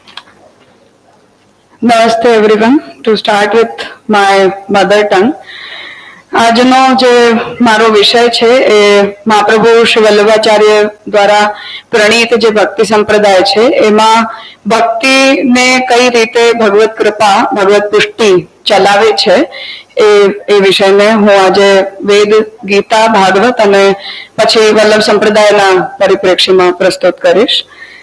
So to go with my presentation, the subject I am presenting here today is the doctrinal format of devotion to Lord Krishna, which is governed by His grace, which has been titled as Pushti, as proposed by Mahaprabhu Shri Vallabhacharya.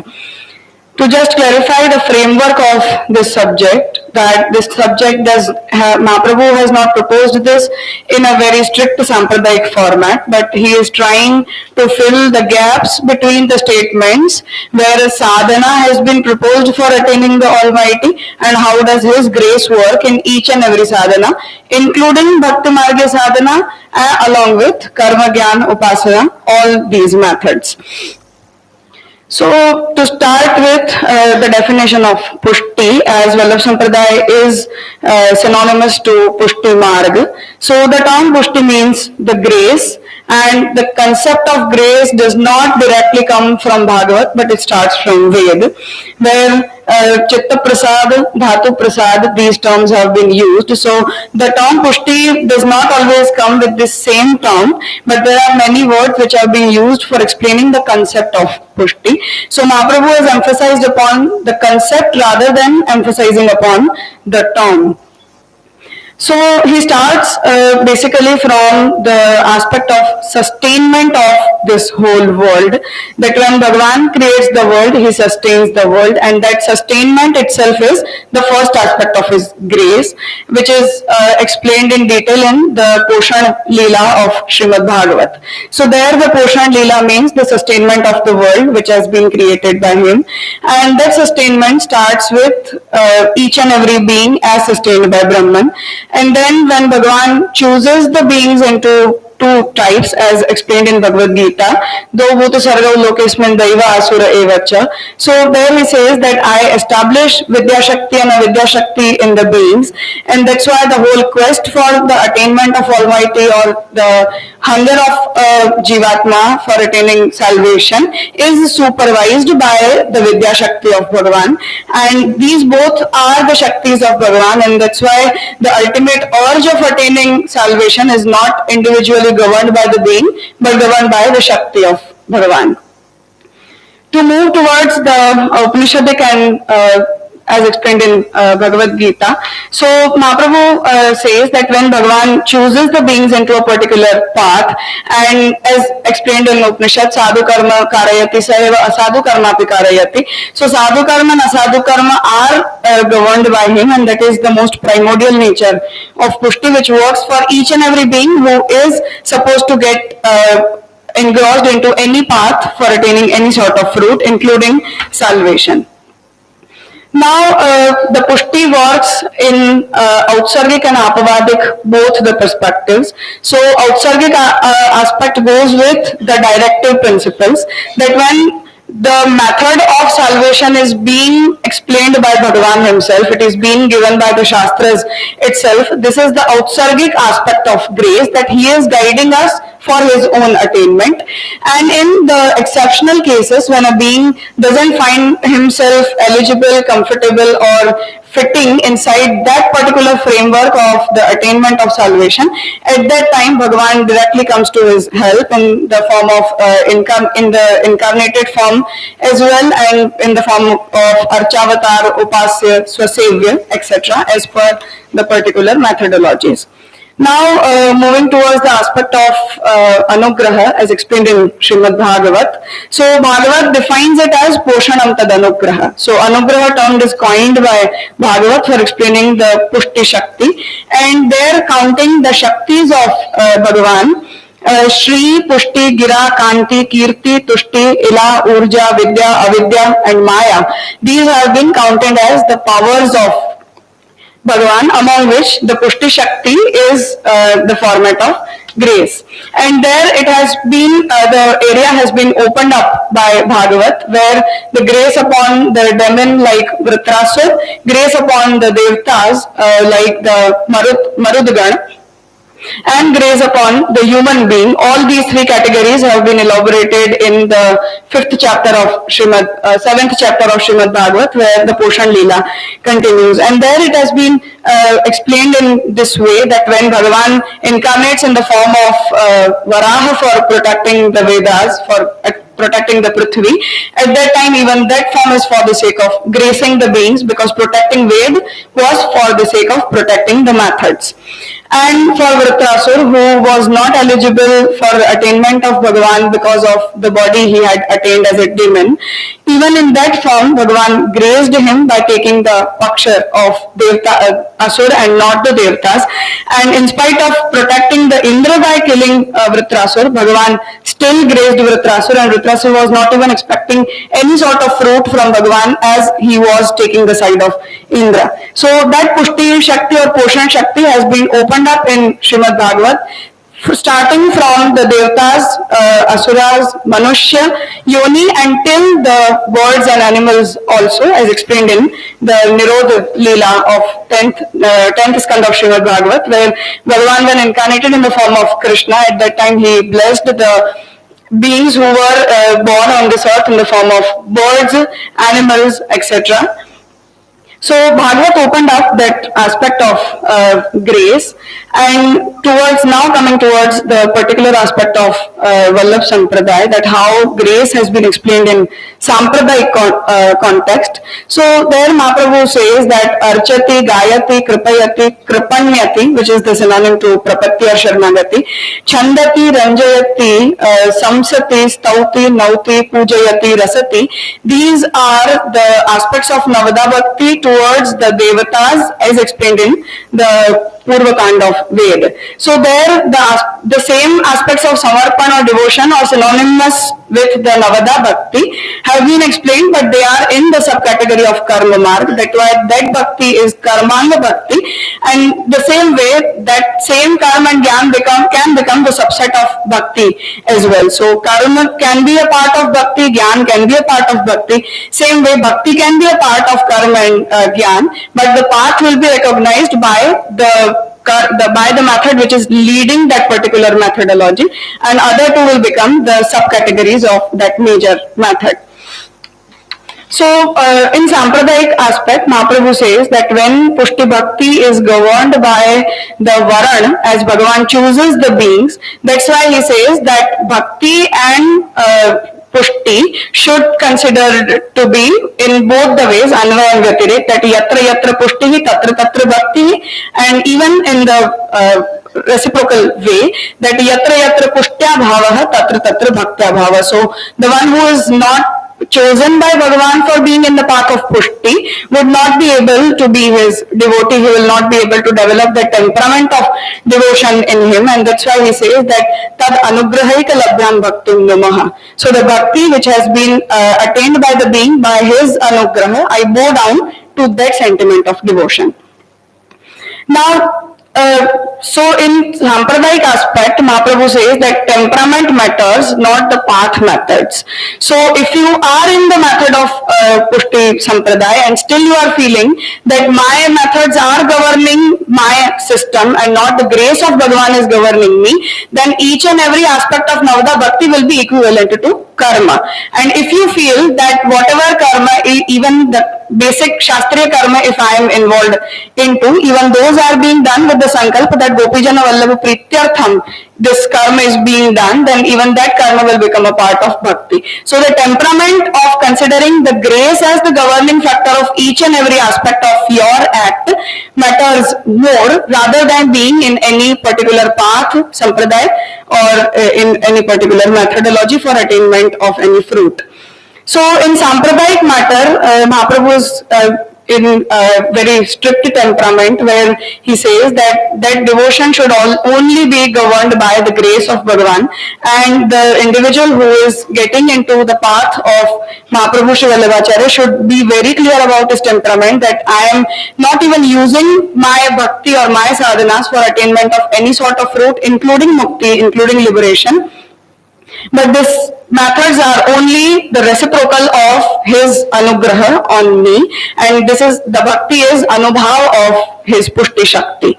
And that's why the younger son of Mahaprabhu Shri Vallabhacharya, Vitthal Nathji, in his text named Bhakti Hans, which is written for differentiating these aspects of bhakti, he says that mantropasana vaidika tantrika dikshachana vidibhyaha asprishto ramate nij bhakteshu sahamestu sarvasvam. So this line has been misunderstood in many ways, where people feel that all the methods as preached by Ved, Tantra, Upanishad are not supposed to be accepted in Vallabh Sampradaya, but it just should be a bhakti which is guided by Bhagavat only. But this is not this line means. So the parts of tantric worship which are Varnashrama Karak, which are based on the method as explained in the Ved, and the method of Panchamrita Upachar on Jayantis, offering of bhog by Shankhodak, etc. Arati, non-appropriation of forbidden substances, and inclusion, appropriation of Gopala Mantra initiation and Gayatri Mantra initiation as well, and Sampradayic Mantra initiation along with that. and the emphasis upon the conduct of Smriti and Shruti as daily and occasional dharmas by Margi Acharyas and disciples both. All these aspects don't support this thing that Mahaprabhu is negating any of the methods to be used in Bhakti Margiya sadhana pranali. So his emphasis is only upon the temperament of nirgunata, that a being should be clear with his mind that my methods cannot take the governing power in my hand for the attainment of Krishna, but only his grace will work, and my methods to the best of my capacity should be the anubhav of his grace. Thank you.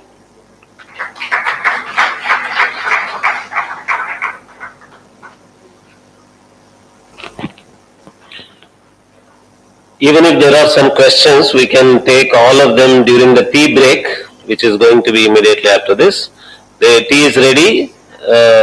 Let us break for the tea, and after tea, we have Anish Krishnan Nair, Ravi Narayanan, Shefali Vaidyaji, Vijay Gauravaji, and Shanmugam Subramanianji. Let us quickly have a tea and come back.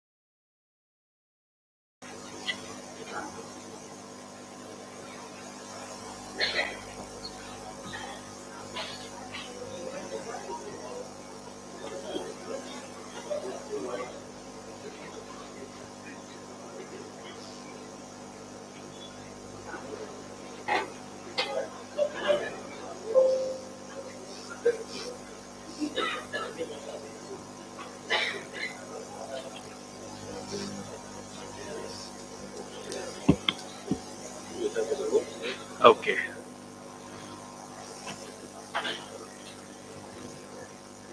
Hari Sarvottama, Vayuchi Ottama.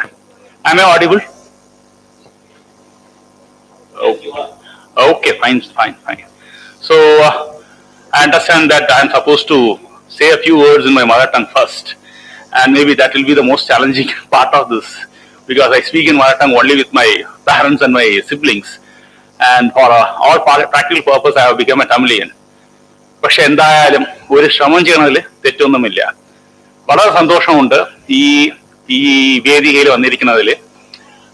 തീർച്ചയായിട്ടും ശ്രീരംഗം പോലത്തെ സ്ഥലത്ത് ഇരിക്കുമ്പോഴത്തേക്ക് ഞങ്ങൾക്ക് ഒരു വിശ്വാസമുണ്ട്, ആദ്യത്തെ കാര്യം എന്തായിരുന്നാലും ശ്രീഹരിയുടേതായിരിക്കട്ടെ.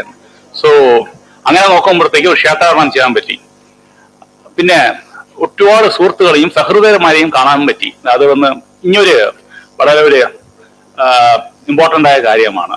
With that, I don't know how many of you got it, but what I said was that I'm very happy to be here for two reasons. Because our belief is that whatever we do, let the worship of Sri Hari take primacy. And making use of this conference as an opportunity, I could visit a few temples, number one, and I was able to meet a few sahrdayas, some of my friends, some of my acquaintances and whatnot. So that is it. Coming to my paper, my paper is on Pancharatra system of Vaishnavism.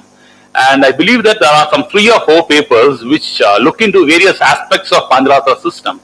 And what I try to do is I want to praise the history of Pancharatra, especially through the polemical works, and give you an idea of the primacy of Pancharatra, number one.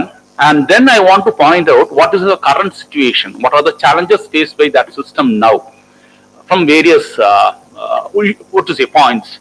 So this is it.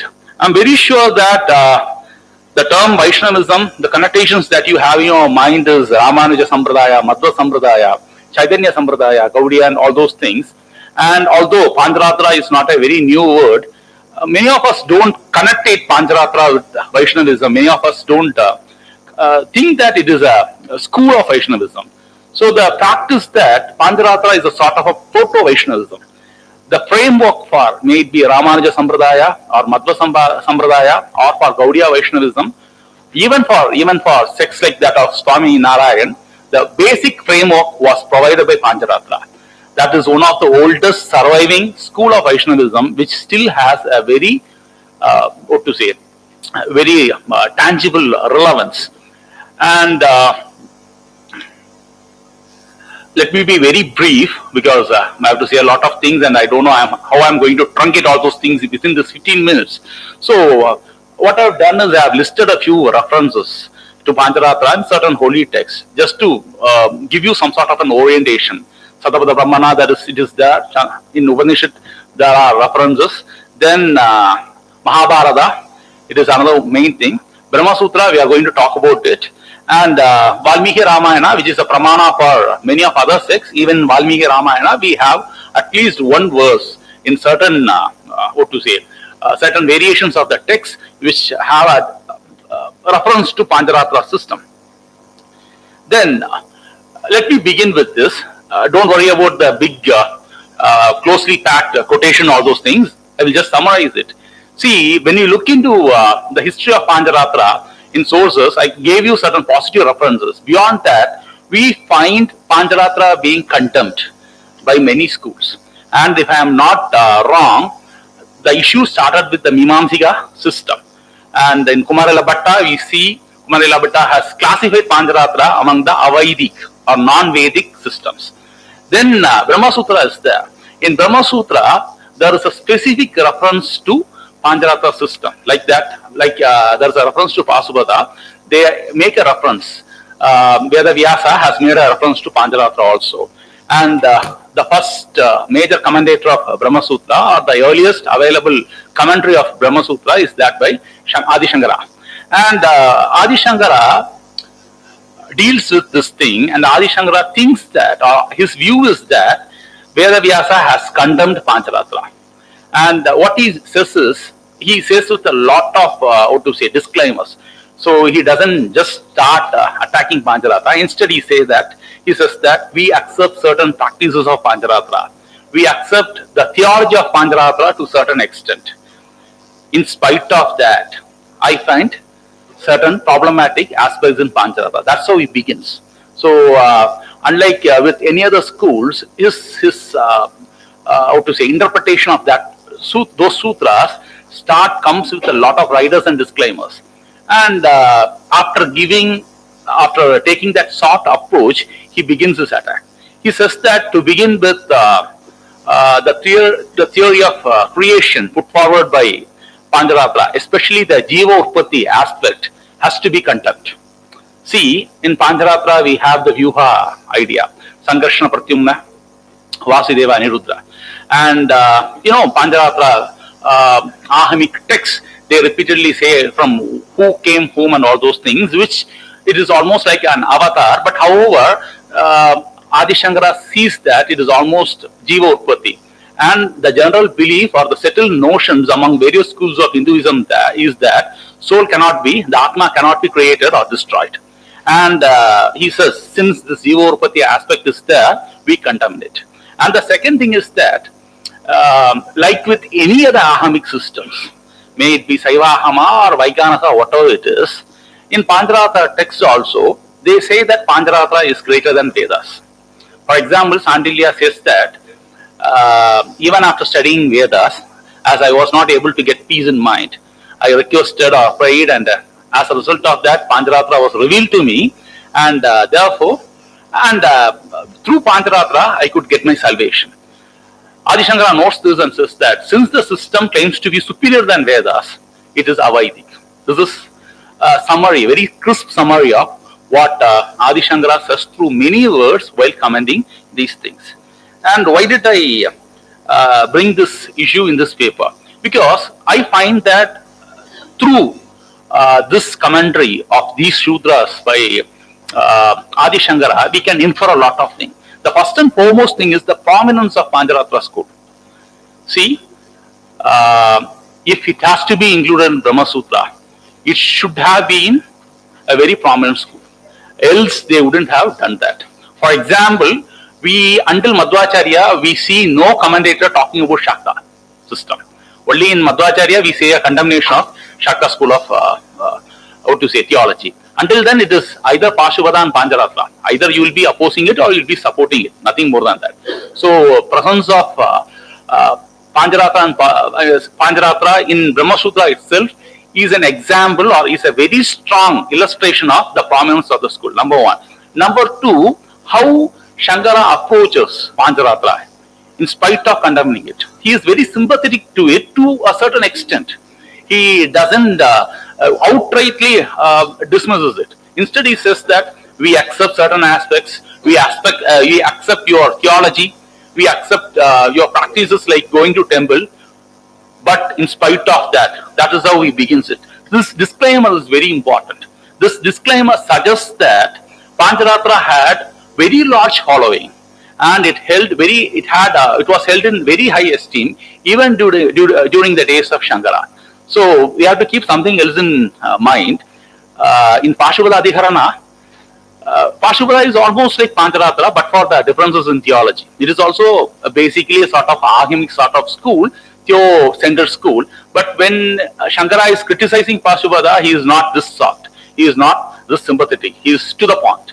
But in Pancharatra, it is not like that. So that sort of, even in Adi Shankara, we can see to certain extent some sort of bias in favor of Pancharatra, and that is something which you have to keep in our mind. And the other thing is that through the commentary of both Kumarila Bhatta and Adi Shankara, we can see the traces of proto-Vaishnavism in Pancharatra. For example, practices of Vaishnavites going to various temples, the Kshetrarana and Tirtharana, it has been recorded, and that is a ever-living tradition, right? So even now we see the idea of Divya Deshas, the idea of Vaishnavis moving from one temple to another temple, and a life in Kshetrarana, life in Tirtharana, all those things are even it is a sort of a historically continuing practice. So these are some elements which I want to highlight through this adverse commentary.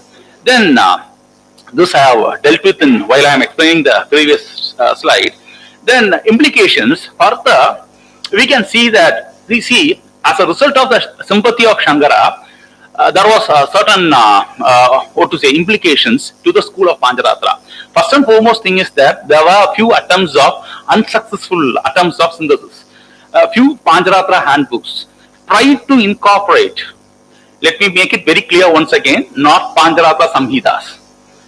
Pancharatra handbooks, both are different. Samhitas are revealed texts, revelations, whereas handbooks are more or less like your practical guide. Someone would be compiling it for their day-to-day practices. A few handbooks, they tried to synthesis or they tried to harmonize this Advaita system with Pancharatra. And recently, some 4 or 5 years back, the Indo-French Institute, Pondicherry, they published certain early Vaishnava Ahamas. Manuscripts were found from Nepal as old as 956 or 1000 CE. And in that we see certain references to Advaita and certain attempts to harmonize Advaita and Pancharatra. Number one, and even among commentators, a few sub-commentators of Shankara, they thought that, or they expressed the view that Pancharatra need not Shankara need not have contempt Pancharatra. That was and in modern scholarship, we find scholars such as S.R. Bhatt doing the same thing. S.R. Bhatt has written a very thin volume talking about influence of Advaita and Pancharatra. But all these attempts were unsuccessful. Unsuccessful because Shankara himself have made it very clear that he doesn't consider Pancharatra to be a Vedic system.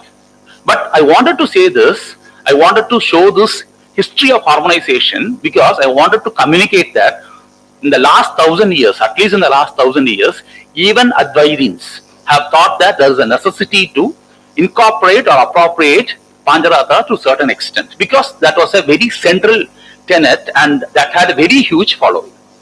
Then after that we have Jayanta Bhatta. Jayanta Bhatta is a very interesting character. So I'm not very sure about the dates of Shankara. That's why chronologically I could have even put Jayanta Bhatta earlier. But all those confusions are there. These dates are not very clear, at least in my perspective. So I have put Jayanta Bhatta after Shankara. Jayanta Bhatta is from Kashmir and he is known for 2 major works. One is his Nyaya Manjari and the second one is his drama, Ahama Dambana. And in Nyaya Manjari, Jayanta Bhatta, who is a Purva Mimamsika, was the first one to claim that Pashupata system and Pancharatra system, they are authentic to a certain extent. Let them be authentic. They are not Varahamahadesika. And this Ahama Dambana, the entire drama is based on various Ahamic systems. And Ahama Dambana is a very important literary text because it gives us a cross-section of the views of people some 1200 years back on Ahamas. So he makes fun of Pancharatra and to the dialogues of his characters, he says what is the general belief of the people. For example, he says that Pancharatrins are people who pretend to be Brahmins. They don't know Vedic hymns. Like that the characters speak. Right? But anyway, Jayanta Bhatta did a very good job in upholding the authority of Pancharatra and there was a political reason. The political reason was that Jayanta Bhatta was patronized by a king who was a Pashupatin, but his wife was a supporter of Pancharatra. And in Ahama Dambana, that is very interesting. That is very interesting, isn't it? Right? So Jayanta Bhatta had not only the necessity to appease his patron, but also his patron's wife. Right? So, okay. Yeah. Maybe another patron or who is more powerful than the patron, we don't know. But 2 things. Number one is that such belief systems existed. The king might support Saiva, the queen will support the Vaishnava. That was us, and Jayanta Bhatta has documented it in his play. He has said, see what to do, these people are like this, but however our children supports them. Like this the character speaks. So let us not make a big issue out of that. So in Jayanta Bhatta we see that, and the important thing is that in this thing, we have references to Pancharatra, we have references to Saiva Hama, we have references to the Nyaya system, the Mimamsika system, and Buddhism, the 2 types of Buddhism, 2 types of Jainism, everything is documented here.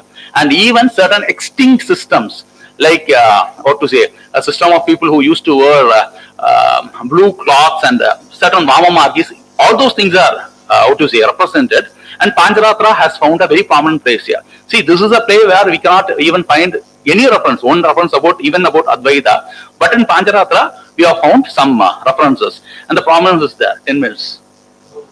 Okay. I have to complete it within another 4 minutes. 6 or 7 minutes. Okay. So we'll have a bargain, right? So we have that aspect is very much there, right? So once again, that is another example of the social, perspective about Pancharatra. Then we have Yamunacharya. Yamunacharya is very important figure when talking about Pancharatra, because Yamunacharya was the first person to produce a systematic defense of Pancharatra system. And he had Kashmir collections. He had Kashmir connections through his predecessor Nadamuni. And see, in his defense, I'll very shortly summarize. First, talking about questions about the Brahminhood of Pancharatra Archakas, he gives a very simple answer. If you have Gotra, Shudra and Veda, you have Brahmin. There is no necessity to think beyond that. Then Sandilya's statement, he says that such Artavadas are very common everywhere. Even in Purana, it is there. Even when talk about Vyasa, Veda, Vyasa, he says that even after Veda had to create Puranas and all those things. So that may not be the reason to dismiss Pancharatra. Then Pancharatra Diksha, because the Vedic Mimamsikas were against it. They said that after Upanayana, what is the necessity of Pancharatra Diksha? He says that there is a necessity, because before doing a Somayaha, you take a separate Diksha. Then why not here, they says. Brahma Sutra, he points out that Veda Vyasa is the author of Brahma Sutra, and he has upheld Pancharatra and Mahabharata. Then why should he condemn it? So Veda Vyasa's Hridaya should be with Pancharatra, and any interpretation against it would be wrong. Then he says that Pancharatra Archakas are not Devalagas. Devalagas are people who had priesthood as their profession, and that was one of the major charge against Pancharatra Archakas. He says it's not like that. Maybe 1 or 2 people might have taken that due to very extreme times, but Pancharatra Archakas do this job of priesthood as a part of their religious belief and not for money. And consuming Naivedya is yet another problem. The Mimamsika used to condemn it because the Pancharatras and Pancharatra Vaishnava consume the Naivedya that is offered to Srihari, and that is considered to be a prohibited practice. And he says, he gives a two-folded reply. First thing is that he says, if you think that Srihari is not there, the Lord is not there in the Pratima, why do you worry about it? The Naivedya, the food offering is not going to be polluted because nobody is there. You can consume it. Or even if you consume, after thinking that Srihari is there, there is nothing wrong. He says that in Somayaha, you drink the Somarasa, which is the Ramananda, what is offered to the Devas. Then why not consume a Prasada that has been offered to Srihari? That is it. And Ahama Pramanya was a very major precedent. It provided a very strong blueprint to Ramanuja while interpreting Brahma Sutra, and also in crafting his own system. And it influenced a lot of other polemicists. And the major thing is that Ahama Pramanya removed the dichotomy between this Vedic system versus Ahamic system. He established that Pancharatra is not against Veda. Pancharatra goes hand in hand with Veda, but it is not the dichotomy, ill-perceived dichotomy was not there, was there. Then we have Ramanuja. I'm speaking a bit fast because he is looking at me and the minutes are flying away. Okay. And Ramanuja's interpretation, the Sri Bhashya, we find that Ramanuja interprets, he was the first commentator of Brahma Sutra to interpret the sutras in favor of Pancharatra. And his interpretations are very strongly influenced by Yamunacharya.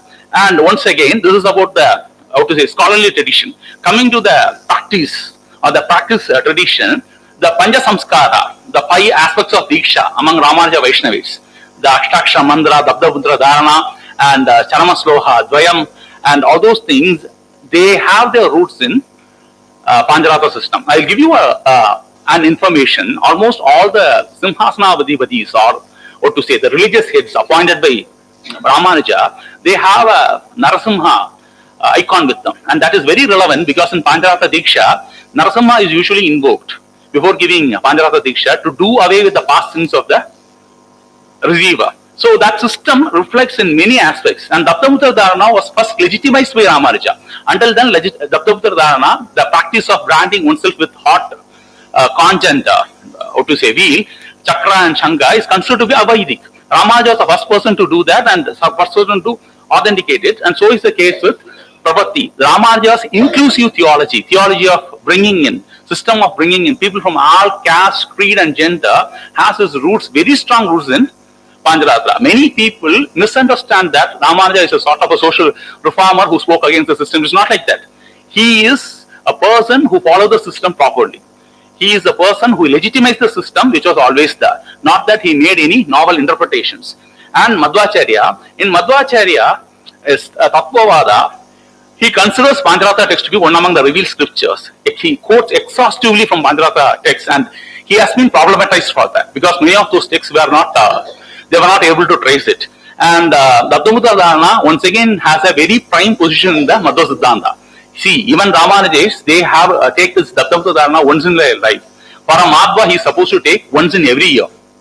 This is a further legitimization and the further primacy of the system.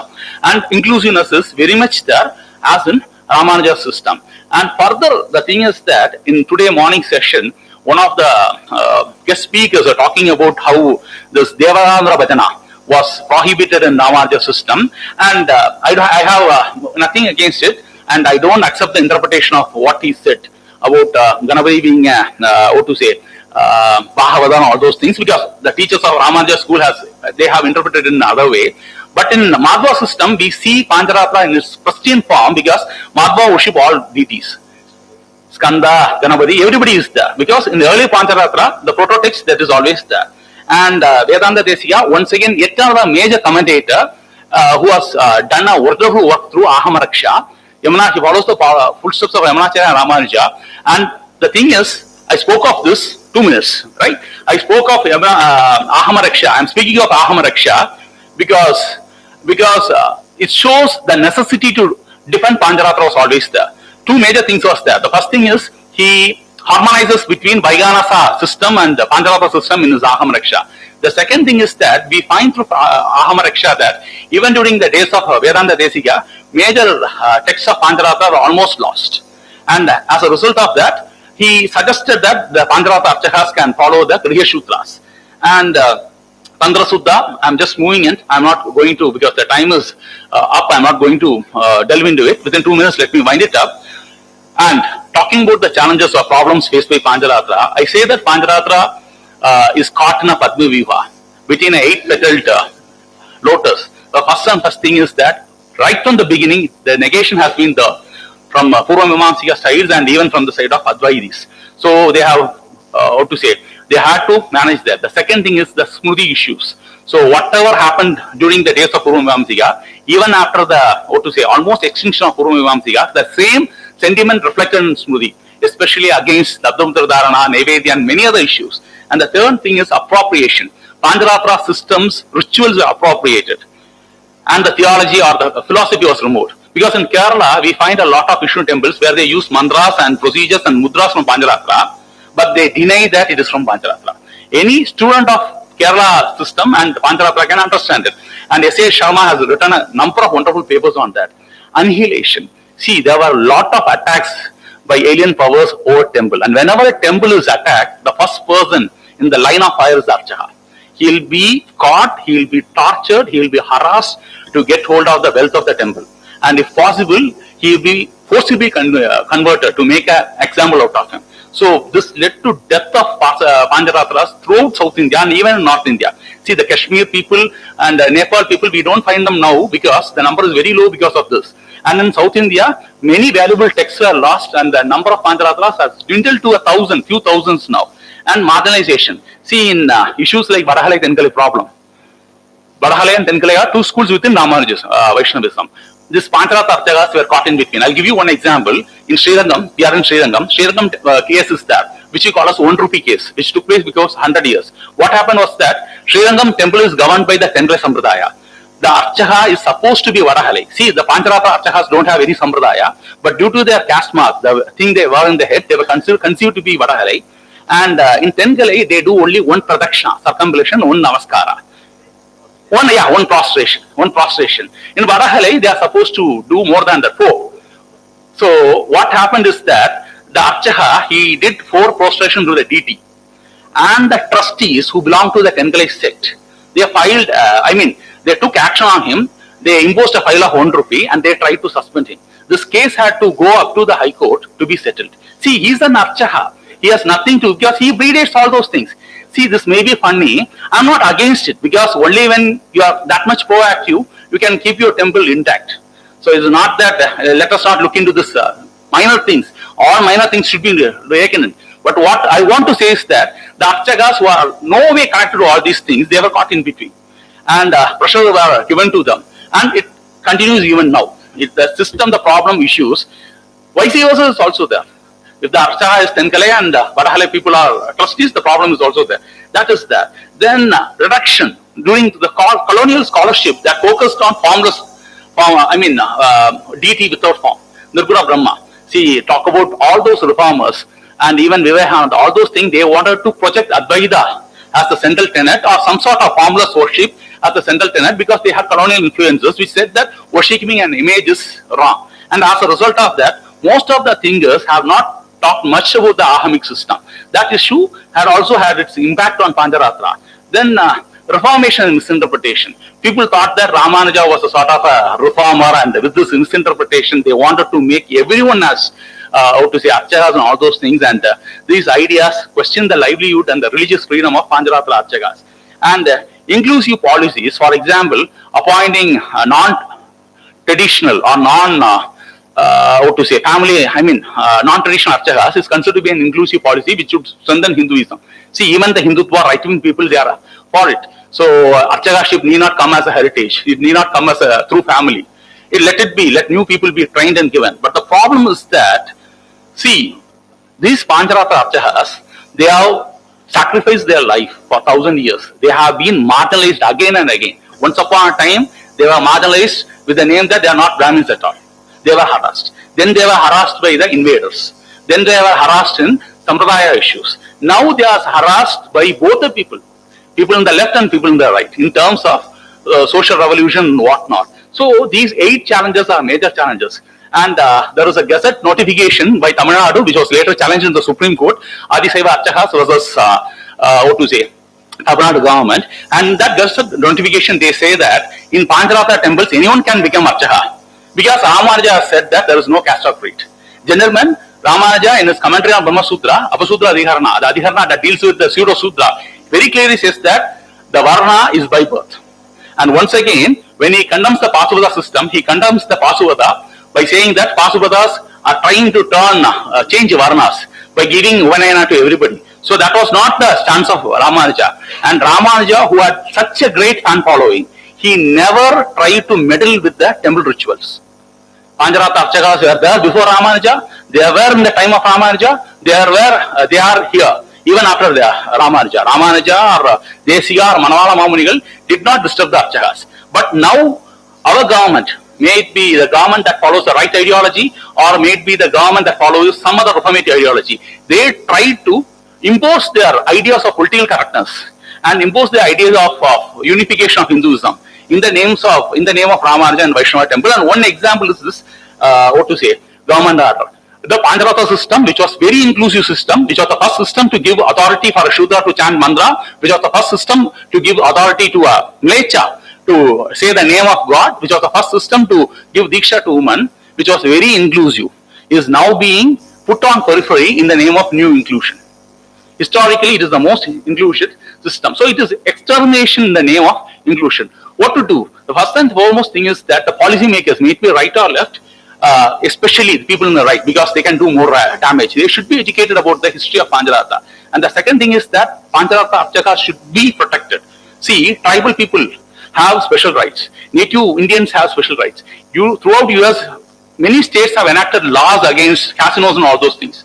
But even in a state where casino is prohibited, if the casino is located in the tribal land, they cannot do anything. Native Indians land, they cannot do anything. Special rights are given to Native Indians. Special rights are given to people who live in tribal people who live in forest. Similarly, Pancharatra Archakas, sacrifice should be taken into consideration and special rights should be given to them. They should be declared as a denomination. The temple should be declared as a denomination temples. And only such a constitutional remedy will save the system from complete extermination. Thank you. That's it.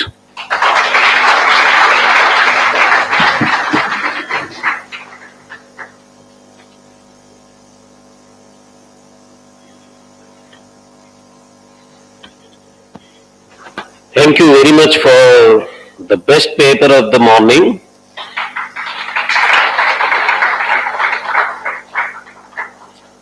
We have been trying to make all the papers of this kind.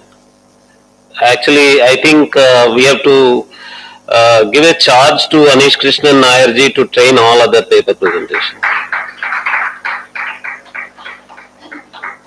That was such an interesting way of problematizing an issue.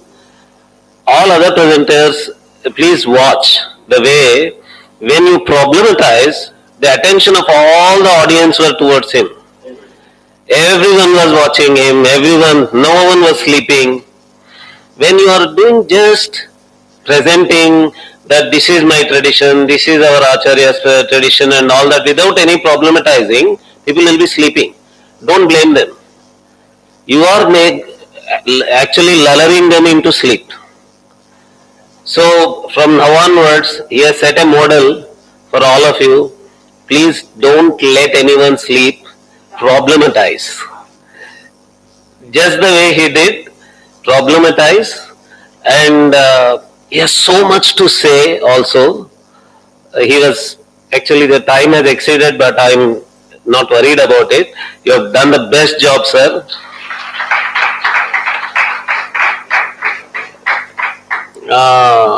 In the concept note also, we were mentioning how both Pancharatra and Vaikhanasa are much older than the earliest of the Vaishnavism strands that are recognized as Vaishnavism strands.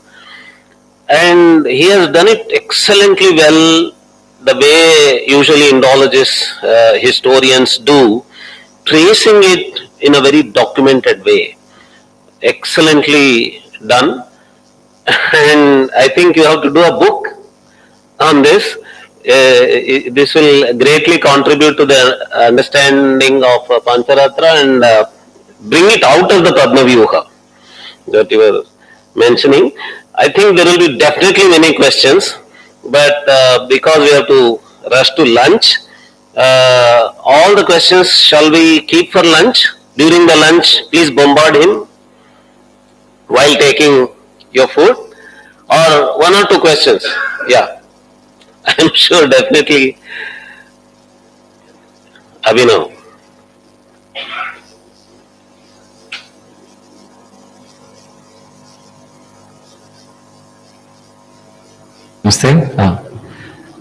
That was a brilliant presentation. Thank you so much. I have one specific question regarding the hagiography of Ramanujacharya.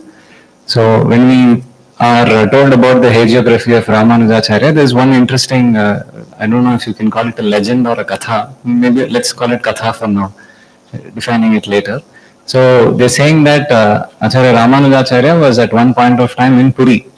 So there in the Jagannatha Puri Mandira, so when he was there, they say that I don't know, I'm not sure about the exact origins of this katha. They're saying that he attempted to change the Aradhana Krama there in the temple, and eventually when he slept, along with the cart, he was taken out of the city limits and placed somewhere far away from the temple.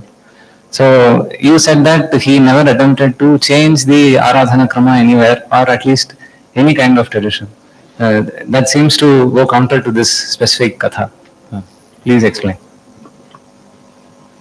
Well, that is a very interesting question from a practicing Sri Vaishnava. I am not, Anyway, the thing is that let us not go to Puri and all those things. Even in Srirangam, there is a tradition that says that the temple was in Vaikhanasa system and it was Ramanuja who brought it back to Pancharatra.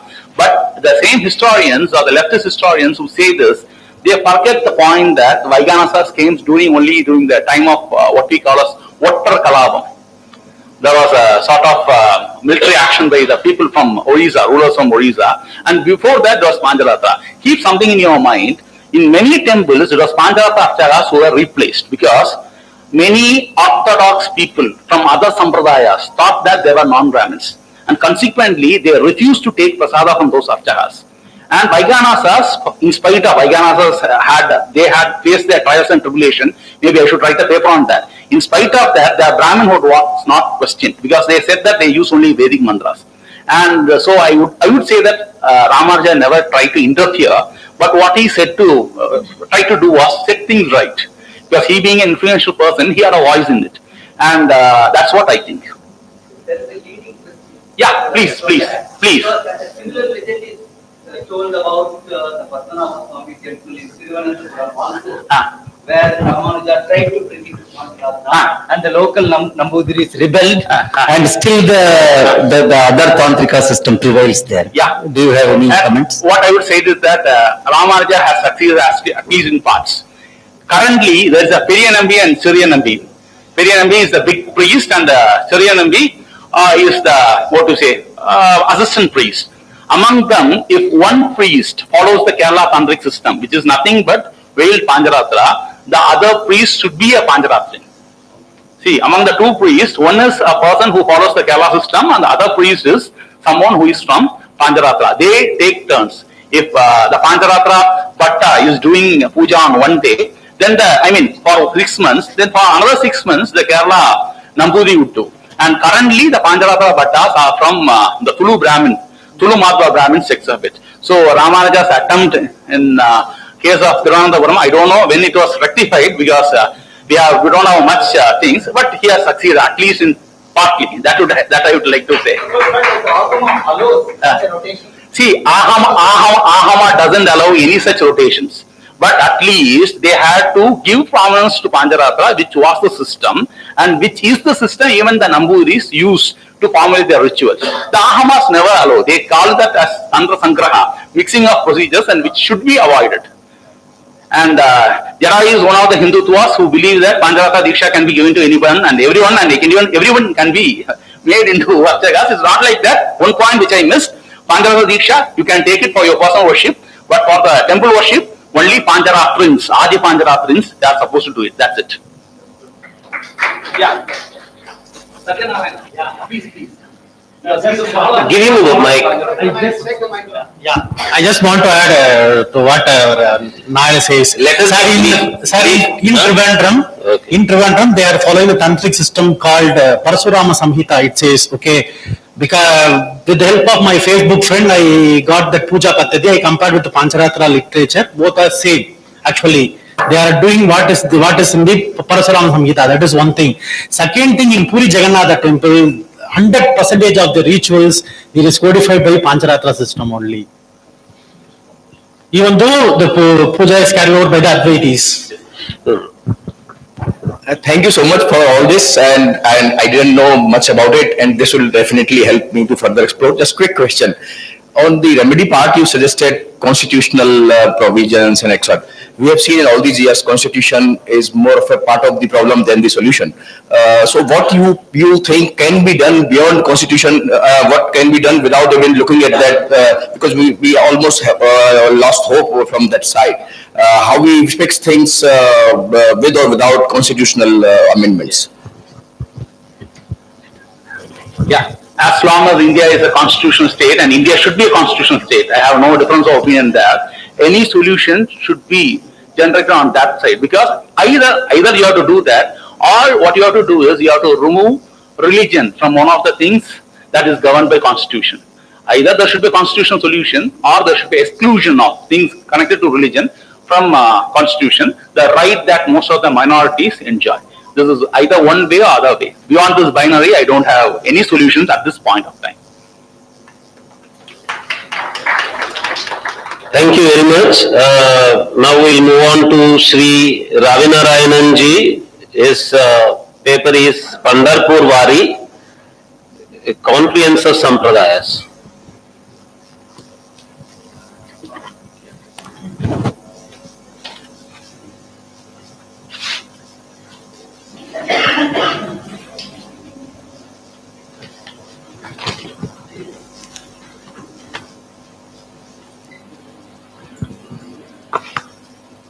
Om Namah Pranavathaya Shuddha-jnanaikamurtaye Nirmalaya Prashanthaya Dakshinamurtaye Namaha.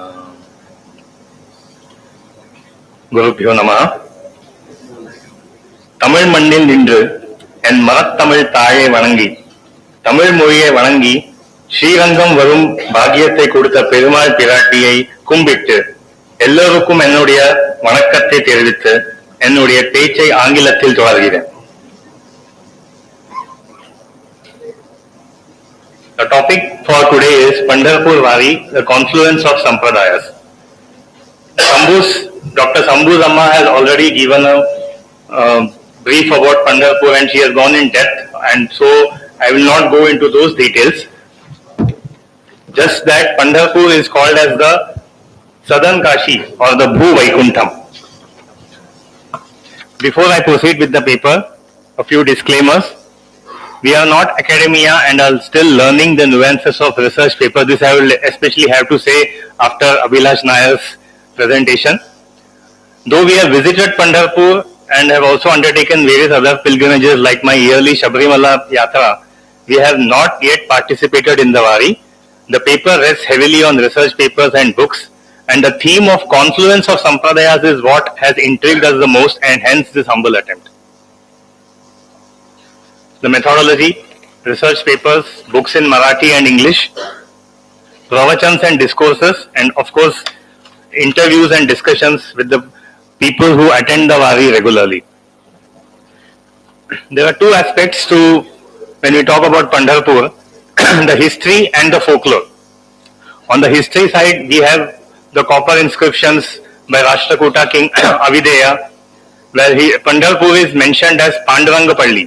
Then we have the Hoysala King Someshwara, who has given grants to this temple, Yadava King Ramachandra, and also the history of how Afzal Khan invaded Tuljapur and Pandharpur, ransacking the temples and then finally meeting the end by Shivaji Maharaj killing him.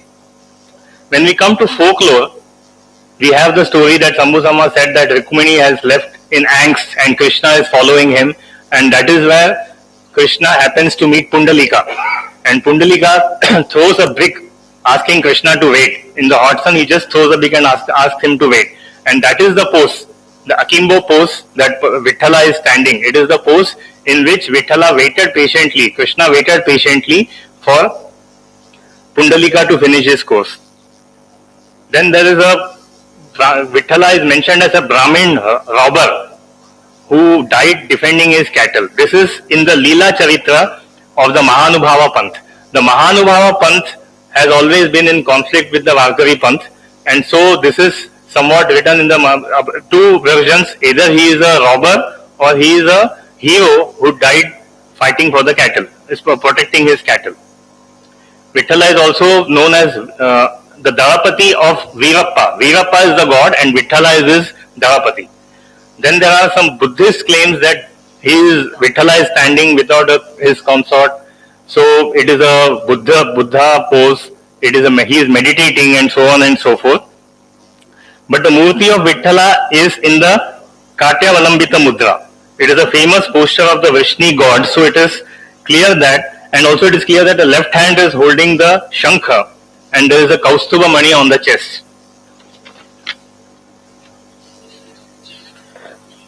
Pandharpur basically has been a Shaivite Kshetra. Jain monk Hemachandra suggested that Pandharpur, the deity is Rudra, and the rulers of Maharashtra, the Satavahanas, who were from the Aundra clan, they are ardent Shiva Bhaktas and they have built Shiva temples not only in Maharashtra but down south. Again, Pundalika, the main reason for Vithala coming, was also a devotee of the Shiva in the Shiva temple.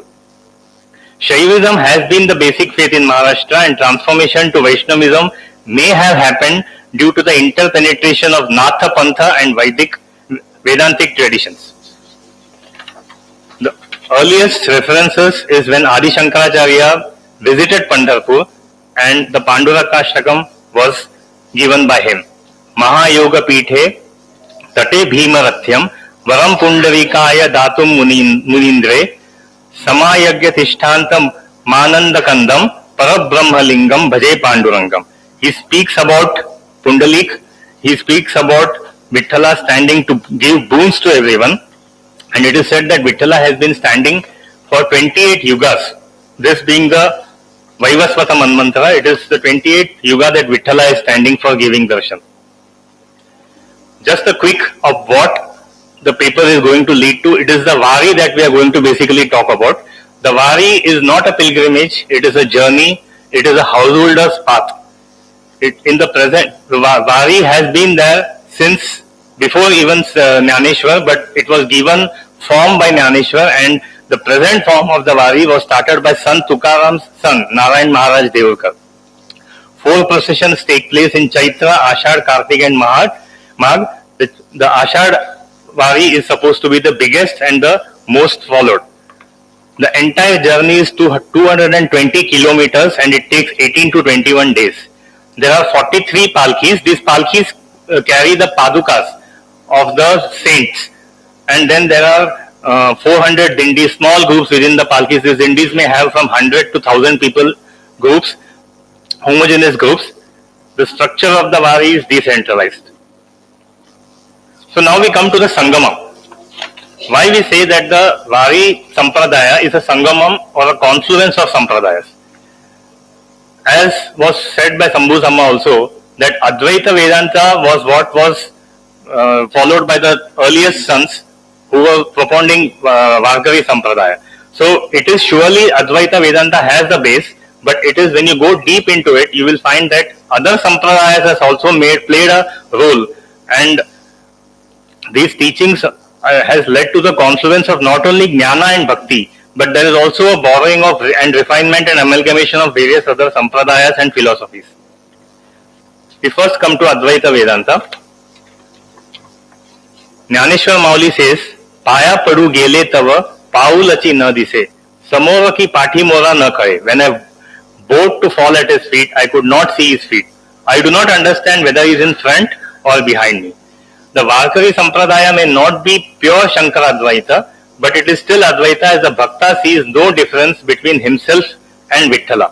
See, what Sambhu Samma also mentioned was that there was each Varkari, the Varkaris consider everyone as Mauli.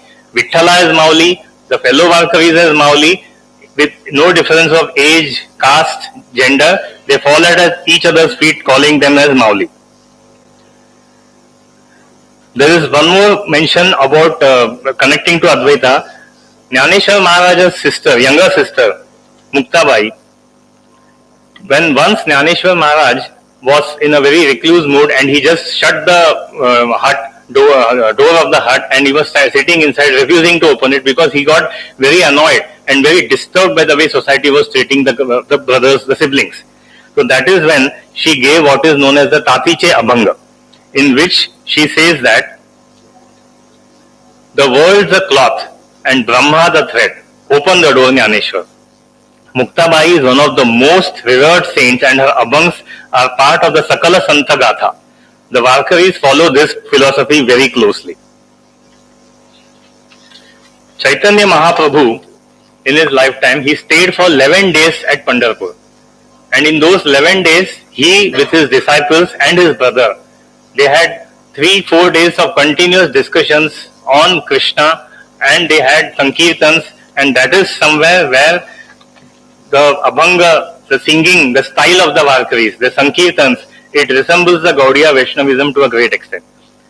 In fact, his elder brother Shankar Narayana gave up his mortal body at Pandharpur. So the Sankirtan and Abhanga singing in groups of the Varkaris resembles the Gaudiya Vaishnavism practice. Mungi udali akashi, tine gyele suryashi. The ant flew in the sky and swallowed the sun. Anything is possible. By his grace, anything, and this is the Vishishta Advaita, believing in the infinite sagunas of their Vitthala. He is capable of doing anything with the movement of his eyes. He is having his hands on his hips, indicating that the samsara sagara is only hip deep and can be easily crossed by everyone having complete faith and sharanagati. Again, they follow Ramanujacharya in practice, both in the concept of bhakti to personal God and that the exigencies of daily life are not detrimental or even contrary to the life of the spirit. Another very interesting concept by a so-called Advaita Vedantin, Jnaneshwar Mauli, is Chid Vilasvada. Jnaneshwar Mauli talks about Chid Vilasvada or non-dual empiricism. Chid is Brahman and Vilas is the play of his creation. This is very different from Shankara's Advaita Vedanta. Jnaneshwar tradition is Nathapantiya, which is compatible with Kashmiri Shaivism. He has integrated the yogas of karma, jnana and vairagya into bhakti. Karma to do the dharma of the family and society. Jnana to take knowledge from Sant Mandari and the experiential knowledge that one will gain through the continuous Vari. Vairagya is best experienced and expressed in the Vari. The moment you spend time with a person who is regularly going to the Vari and a person who doesn't go to the Vari, you will see a big contrast in their attitude towards life, in their attitude towards problems and the philosophy of their life. Because here in the Vari, all socio-economic status, people coming from educated, uneducated, all Varnas, everybody walks together and they go to the only goal is to reach Pandharpur. You will be surprised to know that they don't even feel it necessary. Most of the Varkaris, they don't even feel it necessary to go and take the darshan of Vithala after going to Pandharpur. For them, they have to reach Pandharpur and then take bath in the river Bhagirathi and then come back.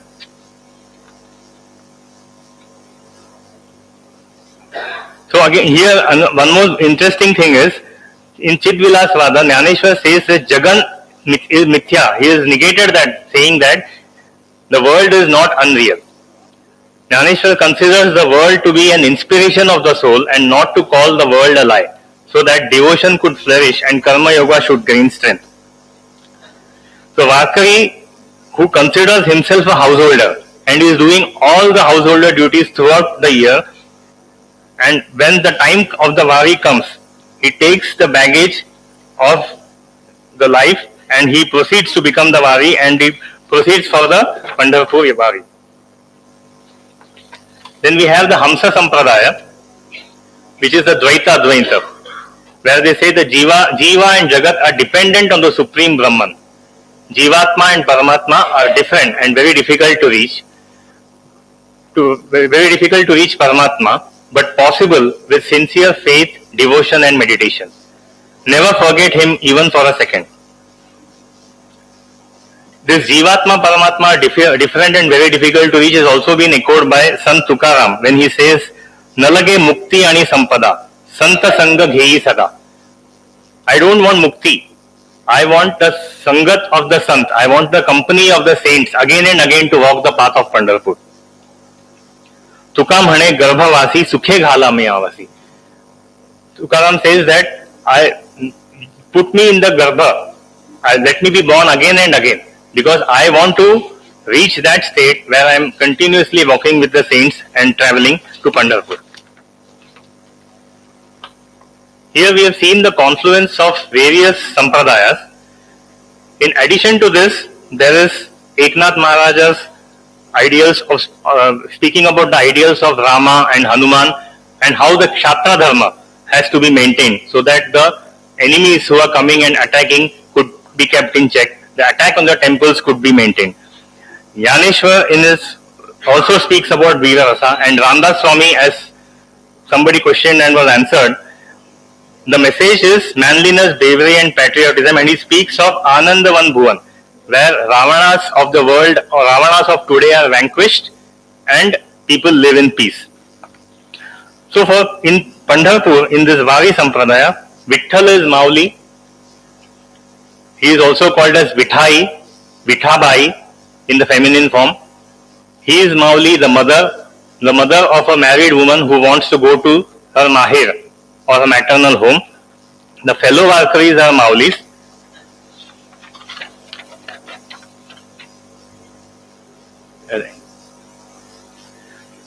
As with all sampradayas, all practices, there are of course misconceptions.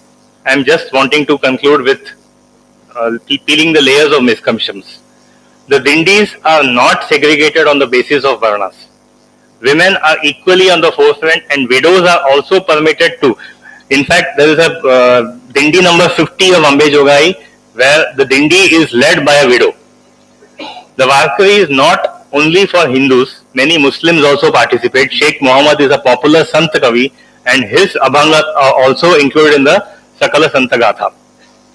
Older Dindis have the privilege of being closer to the Palki. There is always a thing that the Brahmins, the Dindis belonging to Brahmins are only allowed to go near the Palki. It is not the case. They are the older Dindis travel near the Palki and the newer Dindis come behind. The villages where Palkis halt become chaotic, insanely dirty with garbage, but yet the villagers will do anything and everything to ensure their village is the chosen one. Current social issues and messages are also undertaken to educate lakhs of the Varkaris. There was an incident of dough chemicals which was in Shinde Vasuli Gaon, and this dough chemicals was being detrimental to the environment, and a particular hillock was to be destroyed or demolished for the chemical plant to come up. And this hillock was very sacred to the Varkaris. So the Varkaris all came together, they made a revolution, they made road blockades, they made numerous presentations, the leaders were arrested, but finally they had the way and the dough chemicals was called off. And for the environmental issues that are raised by people, with change in practices, more cleanliness has come in the Vari. The RSS has stepped in a very great level, and around 28,000 toilets have been made en route, and 12,000 Swayam Sevaks are managing the show, and 4 crore liters of human waste has been converted to fertilizer. I'm talking only about the Vari. Conclusion. We have seen how the Varkari sampradaya is a confluence of various schools and teachings of various sons. The strength of the collective is what the sons envisioned as ideal form of penance and bhakti. It is a chalvar. Chalvar is iyakam in Tamil, or a movement which kindles social issues and giving voice which is heard. The lofty philosophies, the myriad abhangs of the sons, so very easily ingested and walked upon by the humble farmer, the IT professional, the simple mother and the first-time skeptic, carrying the flag, the idol of the Tulsi plant, culminating in the bhakti of their Mauli, making them true Vaishnava Veeras. Truly, it is a symbolic dhava, or the run, where everyone runs and everyone wins, running in exhilaration at the very sight of the temple Gopuram. These are my references. Krishna Arpanamastu.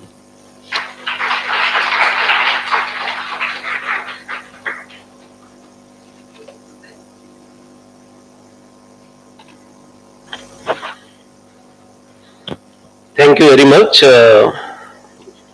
Question and answer session has to be sacrificed.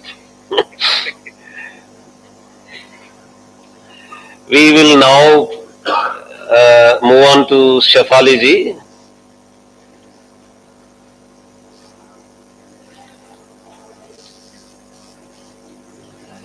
The title of the paper is Om Namo Narayana, a study of Vaishnavism among the Gaud Saraswata Brahmins.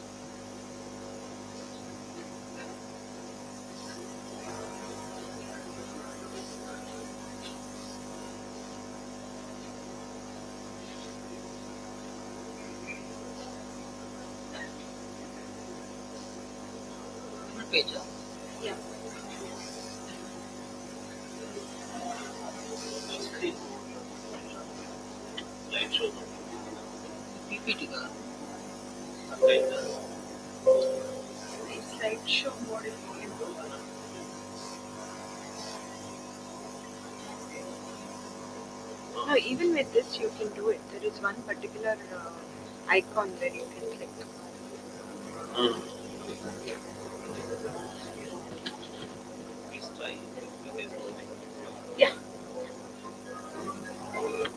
नमस्ते, श्री गुरुभ्यो नमः.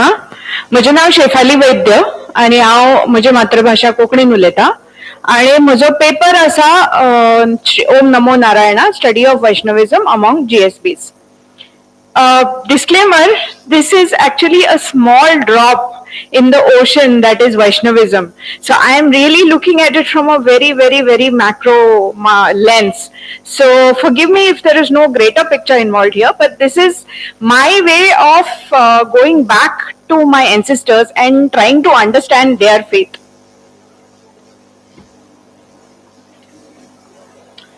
So first, let me tell you a little bit about the GSBs, the Gaud Saraswat Brahmins.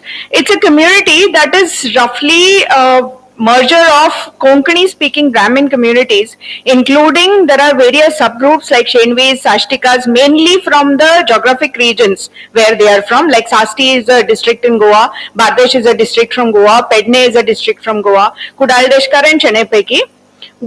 Two things they have in common. One is they all have a common mother tongue, which is Konkani. And secondly, all their Kuladevata temples are located in Goa.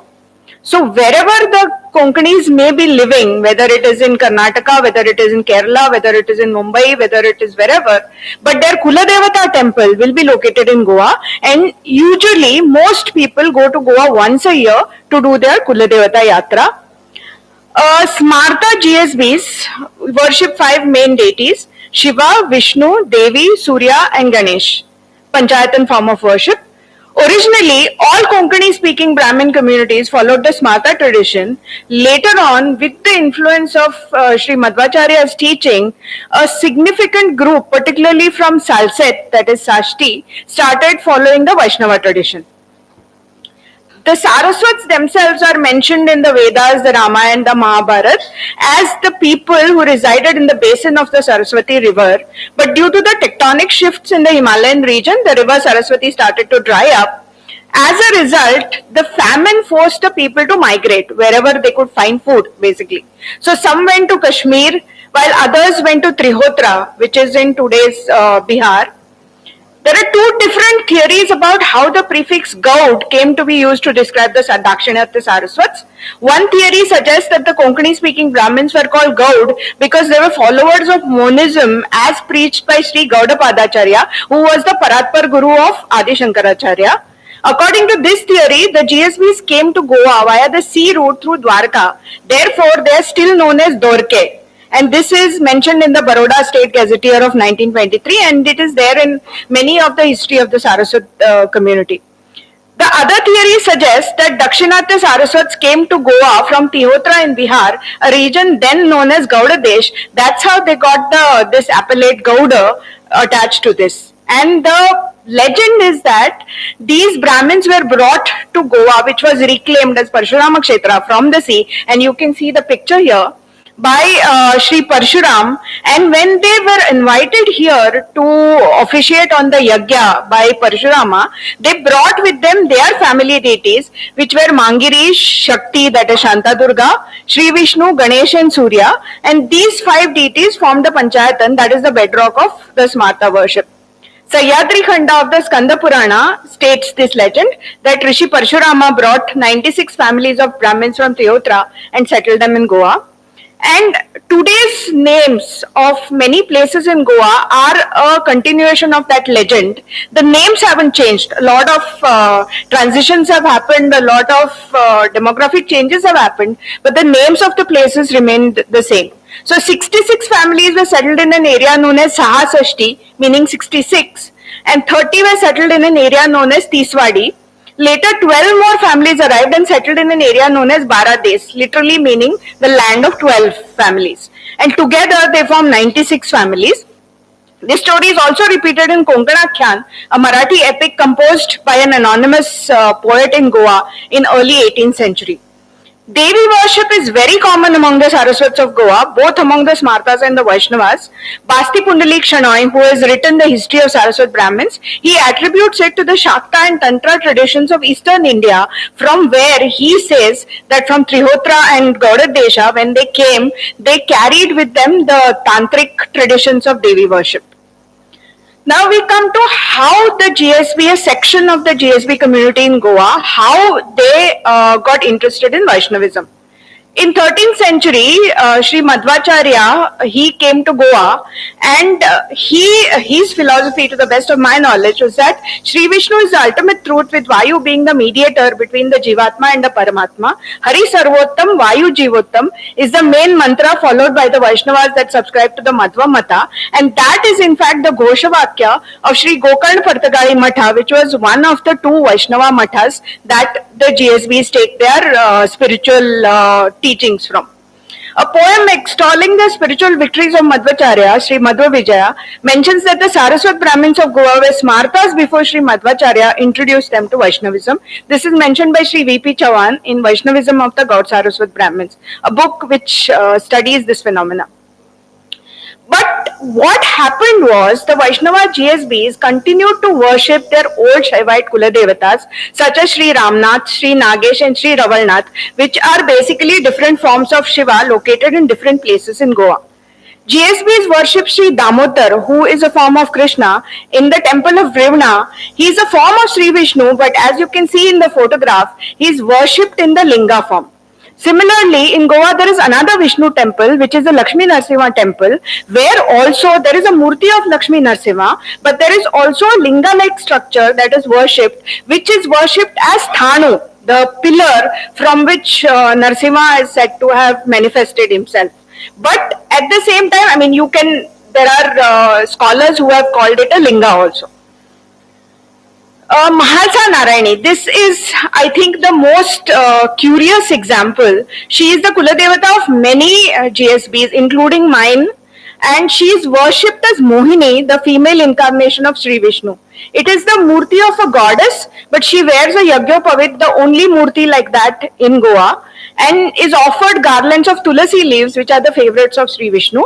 On Ekadasi days, the Murti is adorned with Shringara of many different forms of Vishnu, including Vithoba Shringara, Tirupati Venkatramana Shringara, Sri Ram, Sri Krishna Shringara. On Janmashtami, she was worshipped as Sri Krishna. And if you see the iconography of the Murti here, you can see that there are no visible symbols of Vaishnavism anywhere. There is no Shankha Chakra Gada Padma anywhere. In fact, she has a Trishul. She has the head of a Rakshasa in her hand. The other hand also has a head of a Rakshasa, which is decapacitated. And there is a tiger-like animal, it's a tiger only, which is basically licking the blood off the head. So the left upper hand has a kalasha, a small kalasha, which you can see here. Vaishnavas believe it to be the pot of Amrita, that is why the Mohini legend.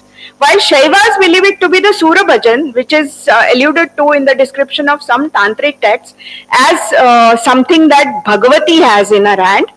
Left lower hand of the Devi holds a severed head, as you can see. But the most important thing is, even though there are no visible Vaishnav symbols like the Shankha Chakra Gada Padma, the Murti is worshipped as a form of Sri Vishnu. But in Maharashtra, the same Mahalsa Devi is also worshipped as a consort of Khandoba, who is a form of Shiva. Iconographically, it's obvious to me that the Murti is closer to the form of Durga than Mohini. In his book Folk Gods of the South, Khandoba, Rachi Dhere had opined that the goddess mentioned at Malza Devi or Malchi Devi in the 11th century Kannada inscriptions of Devi Hosur refers to Mahalasa as a Shakta goddess, but in the same book he also mentions references including a quote by Sant Jnaneshwar and Eknath that mentions the unification of Mahalsa and Mohini. In short, goddess Mahalsa to me best symbolizes the syncretism between the Smarta and Vaishnava traditions among GSPs. Now we come to the history of Saraswat Mathas and why those Mathas were so important. Goa has had a very violent history. The Saraswat have had to migrate many times and not many of these migrations were voluntary. They had to migrate because they were oppressed many times, first by the Islamic rulers and then by the Portuguese. So Sri Gaudapadacharya Matha was established in Keloshi, that's a village in South Goa, in 8th century CE, which was destroyed by the Portuguese and the Math was later shifted to Kaivalyapura or Kaule, where it is now, in 1564. Spiritual heads of this Matha are known as Gaudapadacharya because they follow the tradition of Gaudapadacharya, who is, as I said, is the Paratpar Guru of Adi Shankaracharya. And the Kaule Matha is known as the Adi Matha, the first Matha of the GSB community. Although it's a Shaivite Math, the Vaishnavite GSBs also worship Adi Matha and they also visit and they also hold a Guru in equal reverence. So there are four main Mathas that Saraswats follow. Two of them follow the Shaiva Matha today and two of them follow the Vaishnava Matha. Kaivalya Matha, which I just told you, and Shirali Matha, these are the two Mathas that follow the Shaivite tradition, whereas Gokarna Partakari Matha and Kashi Matha are the Mathas that follow the Vaishnava traditions in the Madhva school. In 13th century, Sri Madhvacharya's philosophy became popular in Goa and many Saraswats adopted Vaishnavism because it was a bhakti doctrine. It was a doctrine that was easier to follow. First Vaishnava Saraswat Math was established in the year 1475 when Sri Narayana Tirtha was initiated into sannyasa at Badrikashrama, that's Badri, by Sri Ramachandra Tirtha Swamiji of Palimaru Matha. So there is this very strong connection of Konkan Partagali Matha with one of the Ashramathas of the Madhvas. Unbroken Guru Parampara of this Math, starting from the first Guru, Srimad Narayan Tirtha in 1475 to the current Mathadish, Srimad Vidyatirtha Swami, Vidyadhish Tirtha Swamiji is mentioned on the Matha website also. And if you visit the Matha, there is a clear lineage there, which is documented, thankfully. So third head of this Matha, Srimad Jivottam Tirth, was a great scholar. He travelled all over India in 15th century, including Kailas Mansarovar. And the Math at Partagali was founded by the 6th Guru, Srimad Ramachandra Tirtha. The Gokan Partagali Math provides spiritual guidance to the Sashtikar families of Saraswats who remained in Goa. When the Portuguese were oppressing Goa, at that point of time, a very small part of today's Goa was under the Portuguese, when the most terrible conversions and the oppressions happened. So a lot of people moved out, some of them moved outside of Goa to what is Goa today, but some stayed, like my family, they moved from their ancestral village of Verna to a place called Kunkolim, which is in today's Goa, but at that point of time it was still under Hindu rulers. So the Gokan Parthagari Math provided spiritual guidance for people like that. Legend says that the third Mathadish found 3 Vitthal Murtis in the river in Nepal, made from Panchaloha. He named them Bhuvijay Vitthal, Digvijay Vitthal and Veera Vitthal. And he started a Math at Gokarn, where the first Murti is still there, second Murti is there at Basrur, and the third Murti is in the daily worship, which current Pitadish still carries with him wherever he goes. These 3 Murtis of Sri Vitthal signify the 3 attributes of Vaishnavism: Adi Bhautika, Adi Daivika and Adhyatmika. Now we come to the second Math, Kashi Math Samsthan, and this is a very interesting theory, interesting history of this Math, because as I said, the exodus of Saraswats, the biggest one was after the Portuguese oppression in the 16th and 17th centuries, but Hindu migration had already started in the 14th century when Goa was attacked by Islamic invaders and many temples were destroyed. So there are some temples in Goa which were destroyed twice, like the Saptakoteshwar temple, which was once destroyed by the Muslims, then rebuilt during the reign of the Vijayanagar Empire, and then destroyed by the Portuguese again. So the Saraswats had to migrate even before the Portuguese came to Goa. The Kerala District Gazetteer of Ernakulam says that the Gaud Saraswat Brahmins, locally called Konkanis, are immigrants from Goa, the southernmost part of Konkan. They are also known as Sashtikas, as it is believed that they belong to Sashti, modern Salsette in Goa. So Kashi Math Samsthan, the picture that you see here is this famous image by James Prinsep, which was taken in 1822. It is of Brahmaghat. It's in his book on the lithographs of Banaras. But what is interesting is that this building houses the Kashi Math headquarters in Varanasi, and the building has not changed. It looks exactly the same even today. Most of the Saraswats who had migrated from Sashti to Kerala had become Vaishnavas already under the influence of Madhvacharya. As they found travel to Goa increasingly difficult in the 16th century following the Portuguese policy of rigid religious persecution, they could not visit their Kuladevata temples, and that was very important for them for their spiritual needs. So they started following the local Math in Kumbakonam nearby. When Srimad Vijayendra Tirtha Swamiji was observing Chaturmas in Kochi, the Gaud Saraswat Brahmins there made a request that they had language issues, they couldn't go back to Goa, so they wanted a separate Dharmapeeth with somebody from their own community as the Dharma Guru. He acceded to the request, and a young boy from the community was initiated into sannyasa in Varanasi. He was named Sri Yadavendra Tirtha. The photograph that you see is the unbroken Guru lineage of the Kashi Matha. And Srimad Yadavendra Tirtha Swamiji became the Mathadipati of Kashi Math Samsthan in 1542. And what is interesting is that the prominent deities of this Math are Sri Vedavyasa, bestowing Jnana, Sri Rama, who is the embodiment of Dharma, and Sri Narasimha, who signifies fearlessness. All Vaishnav GSBs today are followers of either Sri Gokarn Partagali Math or Sri Kashi Math Samsthan. So what does being Vaishnav and a GSB involve? So one of the major rites that all Vaishnav GSBs follow is Tapta Mudra Dharana, as many people have already spoken about it. The picture that you see, these mudras are actually from my family. They have been with us for more than 100 years. So my grandparents, their grandparents probably also use them for their daily worship. So Mudra Dharana, they had to take Tapta Mudra Dharana once a year from the Swamiji. But apart from that, even during the daily Sandhya Vandana Puja, the Vaishnava Saraswat is supposed to mark themselves with the symbols of Sri Vishnu, Shankar Chakra, Gada and Padma, and using Gopi Chandan. And in addition, there is a square stamp called a Narayan Mudra with 9 small squares, each bearing a letter from the Narayan Ashtakara Mantra, Om Namo Narayana. It has to be used on the navel. This is where the title of my presentation comes from.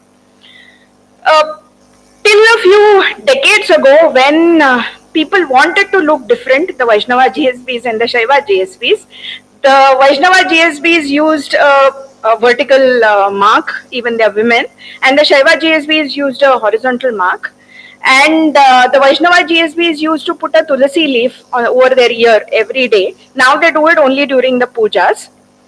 And Vaishnava GSPs at the end of any religious puja or any religious function would offer the final offering of the water and end the puja with Krishnarpanamastu, whereas the Shaivite GSPs used to say Brahmarpanamastu. And there are, this is said in jest, that there were such rivalry between the Shaivas and Vaishnavas, not violent rivalry, more like friendly jostling, that stitching clothes is known as kapde shivap in Konkani. So the Vaishnavas apparently used to call it kapde Vaishnavap because they didn't want to say shivap. This is a joke because my own grandfather had an arranged marriage. He was a Vaishnava GSB with a Shaiva GSB lady, my grandmother, more than 100 years ago. So I don't think the rivalry was as watertight or as acrimonious as it is made out to be.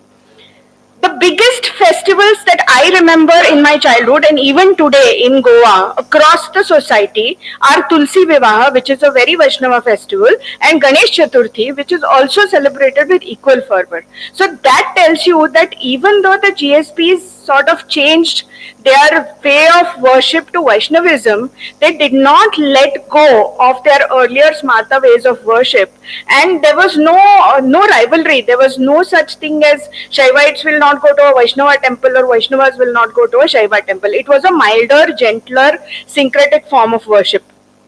The Konkani sayings prove this. Sayings usually are folk wisdom and will tell you what the community really feels. So there are sayings like Aslyar Ashtam, Nazalyar Ekadas, meaning if you have a lot of money, you celebrate like it's Janmashtami. If you don't have anything, then it's Ekadasi anyway, then you're going to fast.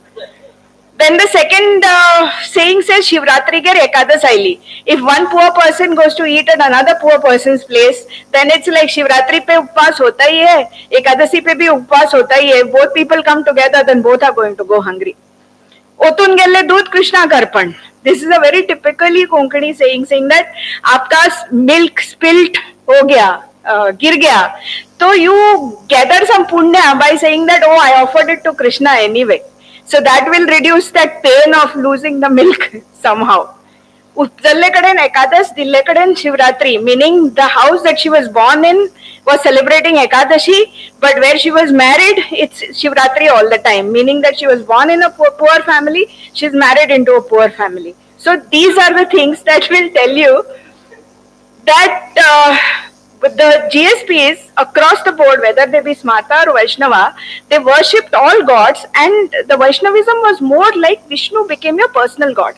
Apart from that, you also have your Kula Devatas. Apart from that, you also have your Grama Devatas. But Sri Vishnu is your personal deity that you pay obeisance to. In conclusion, Vaishnavite movement spearheaded by Madhvacharya is a great religious movement that provided spiritual guidance and succor to GSB community, which was forced to migrate multiple times.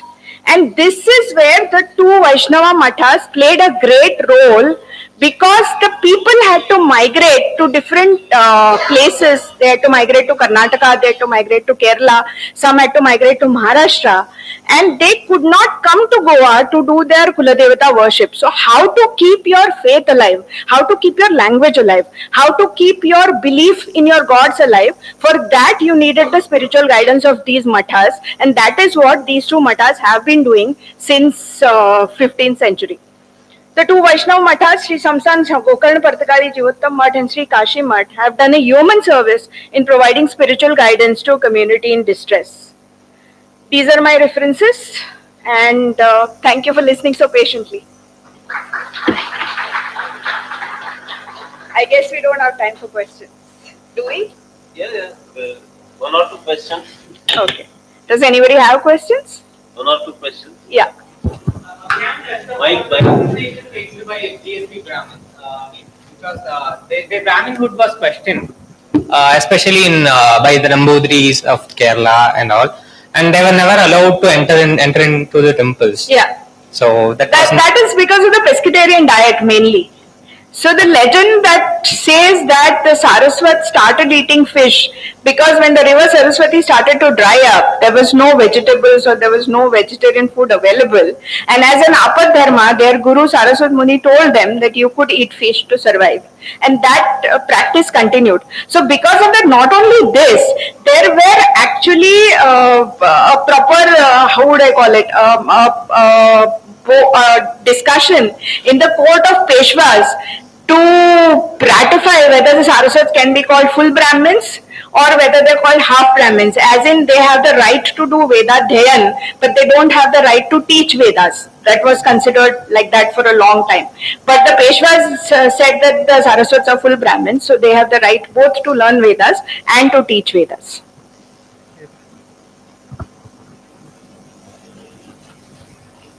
Any other question? Okay. Yeah.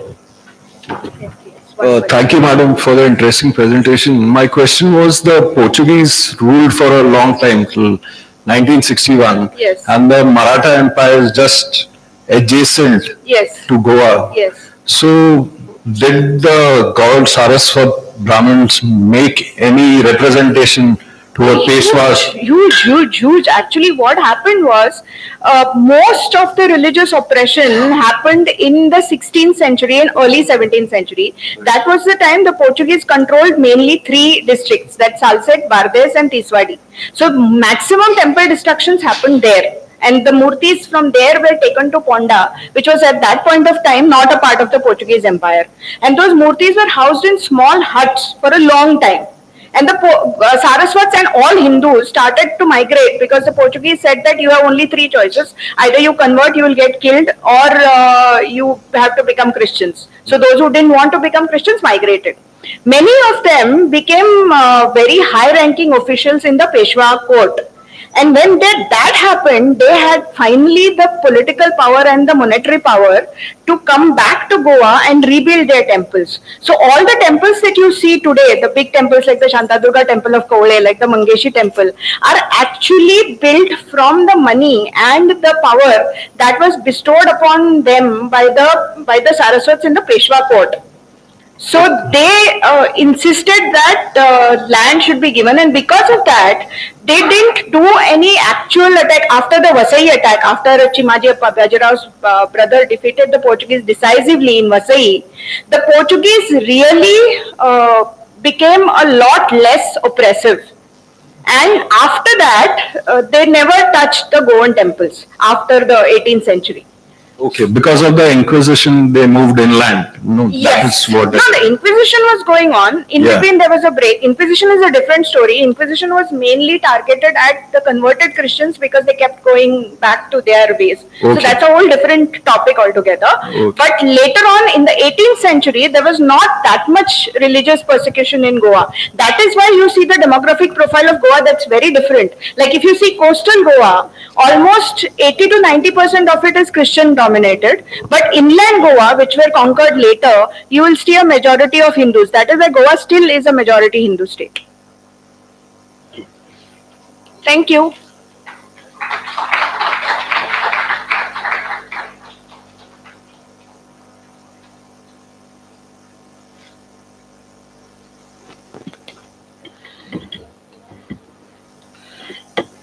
This paper was probably a revelation to many.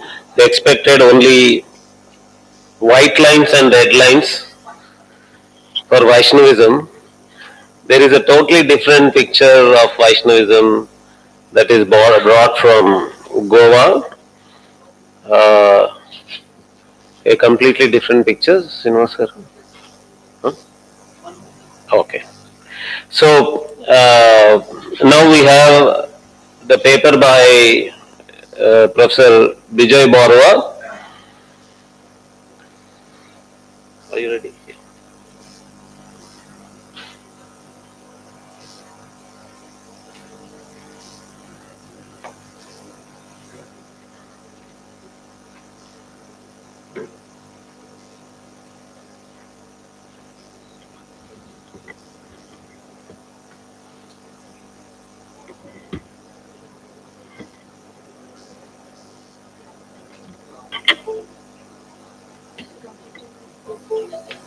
You see there.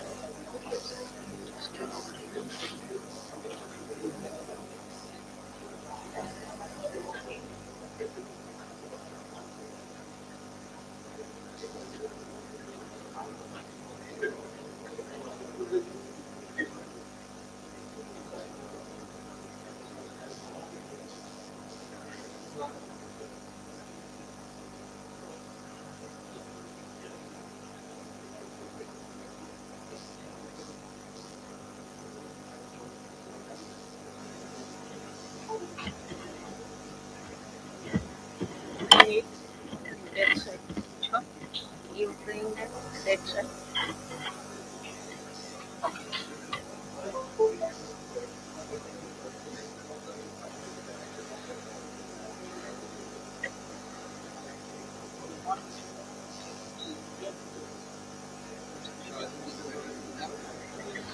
This paper is about Assamese Vaishnavism preached by Shankar Deva, understanding the acculturation, Sanskritization and environmental ethics in the Assamese Vaishnavism preached by Shankar Deva.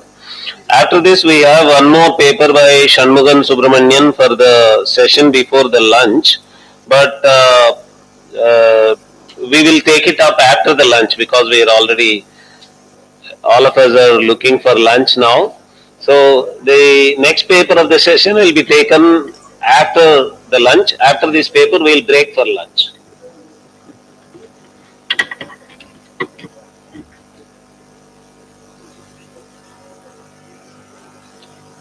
Om Namo Bhagavate Vasudevaya.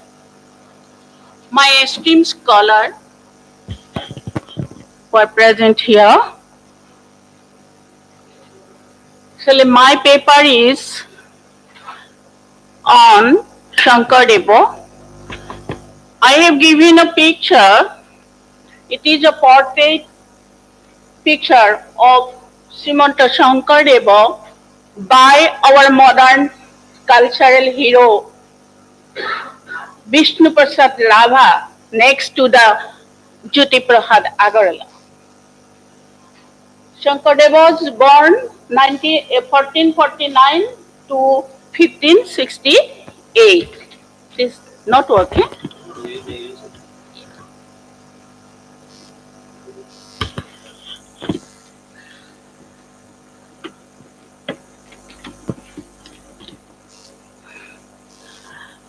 Before starting my paper, I have given an idea about the social background of Shankar Deva in 14th and 15th century. It is very needful for this time.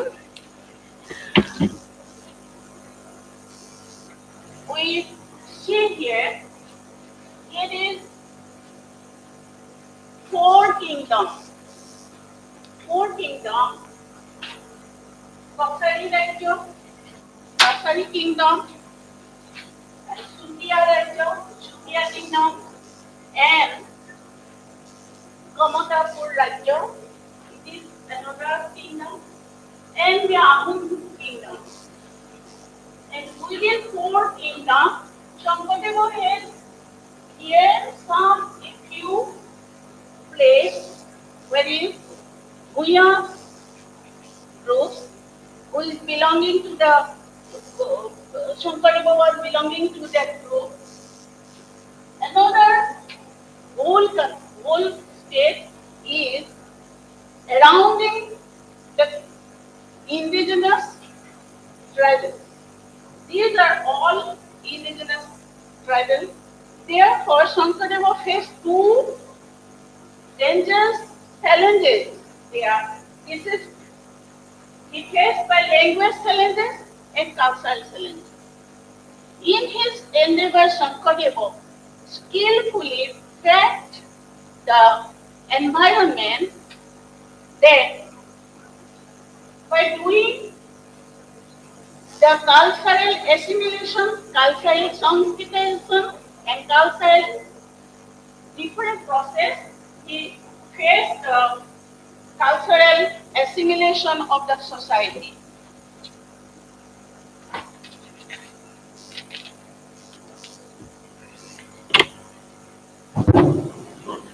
Yeah.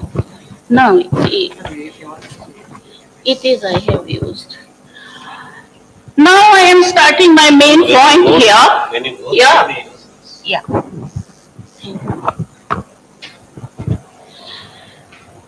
It is an undisputed fact that in the field of Assamese culture and literature, Shankar Deva, the most celebrated name associated with religious movement of Vaishnavism, provide ample materials for understanding present day of Assam.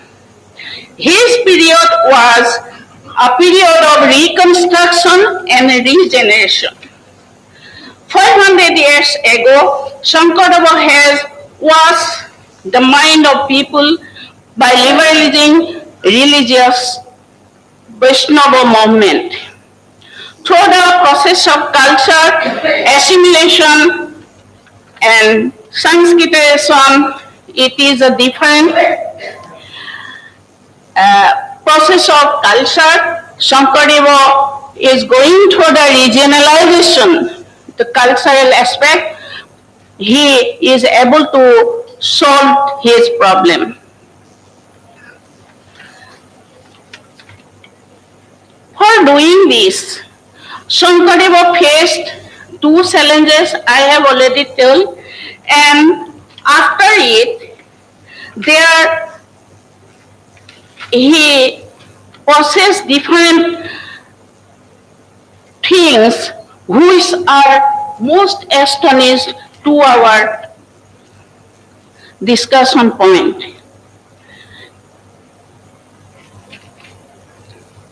In my paper, actually I have attempted to make focusing the scientific thinking of Shankar Deva as a social scientist, yet the term has come lately in modern usage. The psychology of social sciences, the psychology of social observation of Shankar Deva was so sound and unique that it is proved by his activities of different social aspects. Before 500 years ago, Shankar Deva implied the concept of different issues relating to human society, such as acculturation, assimilation, Sanskritization, process of culture, which are modern folklorist has used. Again, environmental education is so needful modern invention which Shankar Deva felt and implied through his writings as well as democracy and human rights. So the paper attempts to revisit and reinterpret to the process of regionalism as reflected in Shankar Deva's Bhakti movement. To prove the claim that Shankar Deva philosophy can adequately address certain environmental problems, we have to examine whatever environmental values necessary for resolution of such problem are inherently contained in the thought of his written work or not. we need to examine in brief the nature of environmental ethics so that we are able to mix it with the Shankar Deva's moral thinking and teachings. In carrying out my discussion, I have applied two methods, the descriptive and analytical methods has been used along with evaluation and comparative method. The data of analyzing this topic are found through common observation of the primary sources seen in the Vaishnava religious practices in the around of Assamese society. Now, my paper is something long one. Therefore, I want to go the sum and substance of the paper, which is the main portion of the indicating the main theme. It is the originality of Shankar Deva in reformation of society is most important part of my paper. It is the uniqueness of Shankar Deva in amongst India and amongst world also. Shankar Deva, the father of Assamese nation, was an extraordinary person who excelled in almost all areas of knowledge. His contribution not only made the foundation of Assamese literature, culture and social structure, but also established the superstructure thereupon. It goes without saying that all contributions of Shankar Deva bear his marks distinctively. His influence was not confined to Assam only. Other regions of India also benefited from his contribution, especially the treaty of Shankar Deva known as Ankia Nadbhavna, and number of two unique institutions, that is Nangal and the Satra institution, are very much notable contribution to the society. He wrote and produced play nearly 5 centuries ago when classical Sanskrit drama was at low ebb and Shakespeare was not even born. In the prevailing society hierarchy, the vast majority of people were unlettered during the Shankar Deva's period. This is why Shankar Deva laid emphasis on Shravana and Kirtana, that is listening to the name of praise of the God, Supreme God, being chanted again and again without the slightest acquaintance with the alphabet of language in which they were composed. Some such popular institution, drama, dance, festival, music created by Shankar Deva. In fact, he organized his grand cultural festival, Srimad, barely the age of 19th century, in 1468, and at his age 26 years only. It was a grand drama full of songs and dances. It can be laid to be a compact composition of Shankar Deva's lifelong cultural activities. The school of Shankari music, the Ankia Nadbhavna, the breeding ground of Kshatriya dances. He had developed his dances were completely different from any other dance form in India. Kshatriya dances constitute a separate school of classical music. Even the Sutradhara participated in these dances. He is overall supervisor and a director of the play. That is Ankia Bhavna. Shankar Deva performed this role himself. The pioneering status of Assam in the history of classical dance is borne by the fact that Bharat composed Natya Shastra in between 1800 to 2200 years ago only. This makes it abundantly clear that the classical dance and play evolved earlier in Assam than in the rest of India. Actually, his plays constituted a mode of conveying his spiritual philosophy, where the songs and dances helped a lot. He was the first person in the world who used this medium for the purpose of propagating a view. It looks 4.5 centuries for Bertolt Brecht to propagate, to emerge, to continue with the tradition laid down by Shankar Deva. Even the bracketeer style of this associating the artist from the play had already been practiced by Shankar Deva in his play. This was received by the use of mask and the sermons by the Sutradhara. The Ekkhana Nam Dhamma stands out among the different bhakti cults of India in its numerous uniqueness. Shankar Deva used khul, a new type of drum innovated by himself, as well as bhotal, a pair of big cymbals, in his prayer songs. Shankar Deva made it a practice to offer high protein diet as holy prasada. Thus, the prasada in his cult consists of green gram, a lentil named moog, coconut, banana, and other seasonal fruits. These are served with a salted pepper. From this, it is also clear that he was really a health-conscious person. There is no such practices in other society. The altar of the Ekkhana Nam Dhamma is called Guru Asana.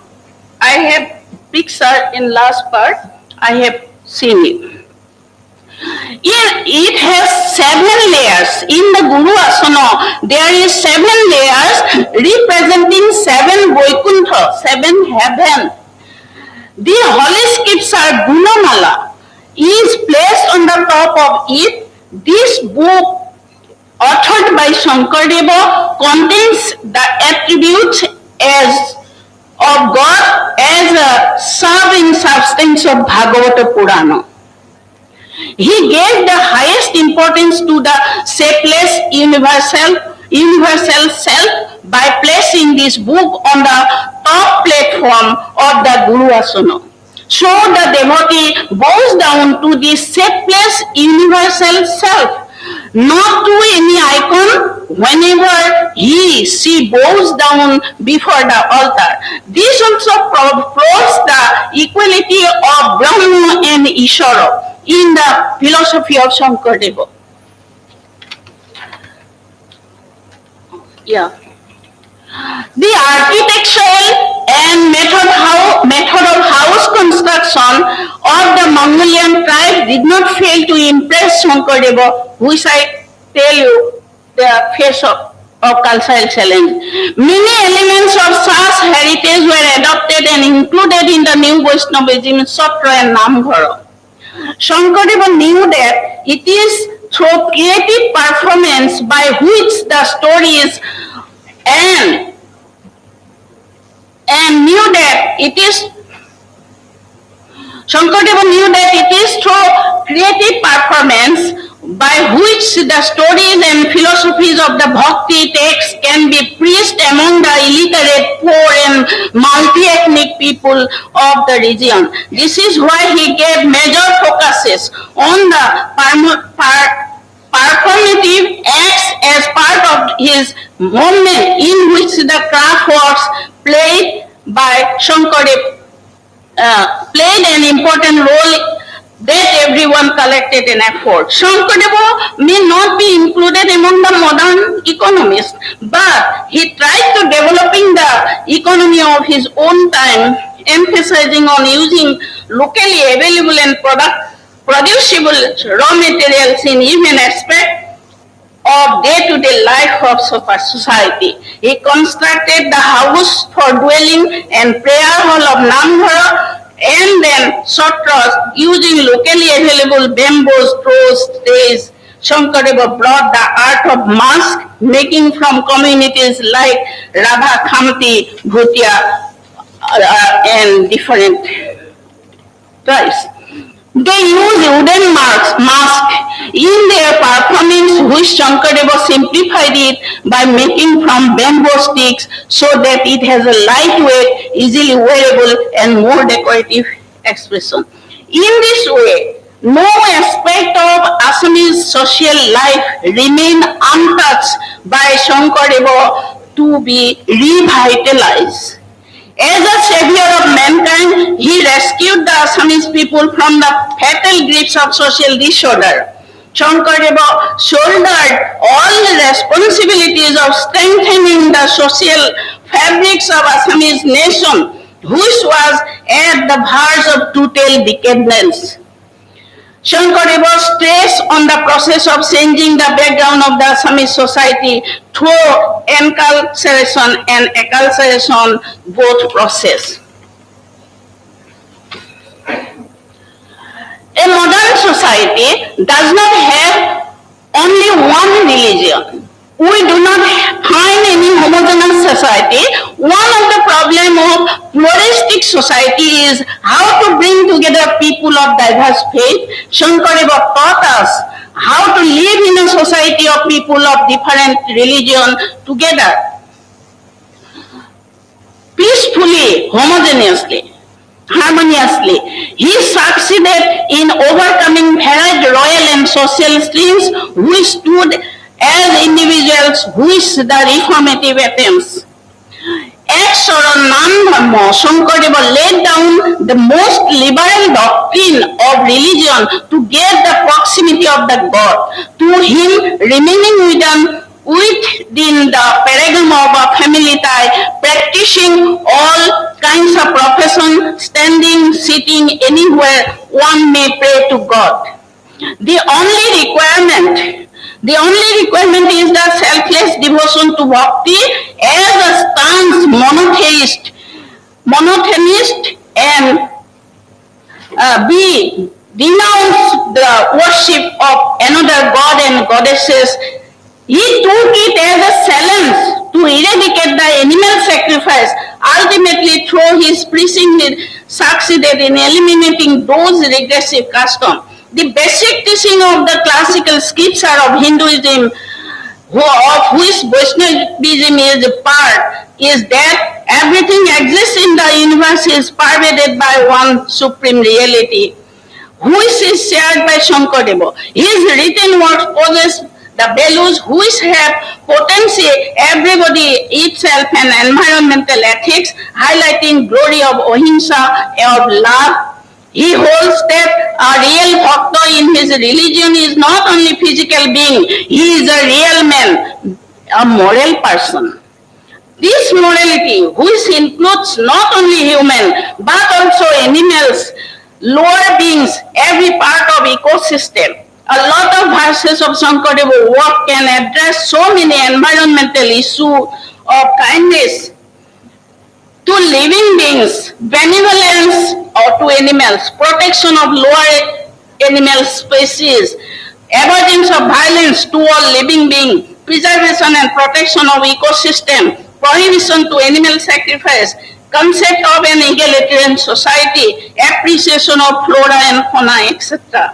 Shankar Deva's extensive reference to the issue of animal sacrificing generally cause some create person and serve punishment recommendation thereon against our sin him substantiated that he was really a pioneer of animal liberation movement of present time. The concept of sustainable development, though latest addition to modern social science, which encompasses all activities directed toward quantitative improvement and qualitative expansion. Development is the progress movement towards a goal of a higher stage of material wealth and cultural achievement. Yes. achievement, improvement in the quality of humanity, conservation of arts vitality and diversity, living within arts carrying capacity, improving individual attitude and practices of equal rights, responsibilities to the fellows, communities with responsibilities to their own environment, national mechanisms for reconciling development, sustainable development. All these commitments are seen in the activities of social reformation done by Shankar Deva. Now, I am going to my conclusion. Before conclusion, I am give one example. Shankar Deva write in his verses, Dasa Putra Sama Biksha. 10 sons are equal to 1 tree. It is a environmental education. It is a slogan now. Again, Kukura Sridala Gondar Bharu Atmaram Jania Sobakukor Pori Koriba Pranam. Portrait in your heart before all, knowing that Rama, that is God, is the soul of dogs, fox, donkey alike. The concluding remarks. Basically, Shankar Deva was a socio-religious reformer. He started a revolutionary movement to reform and construct the society. From the above discussion, it is proved that Shankar Deva was a person of versatile genius. So far, we have discussed the cultural and literary contribution were only secondary works for him. The concept of surrendering oneself before the one and only God is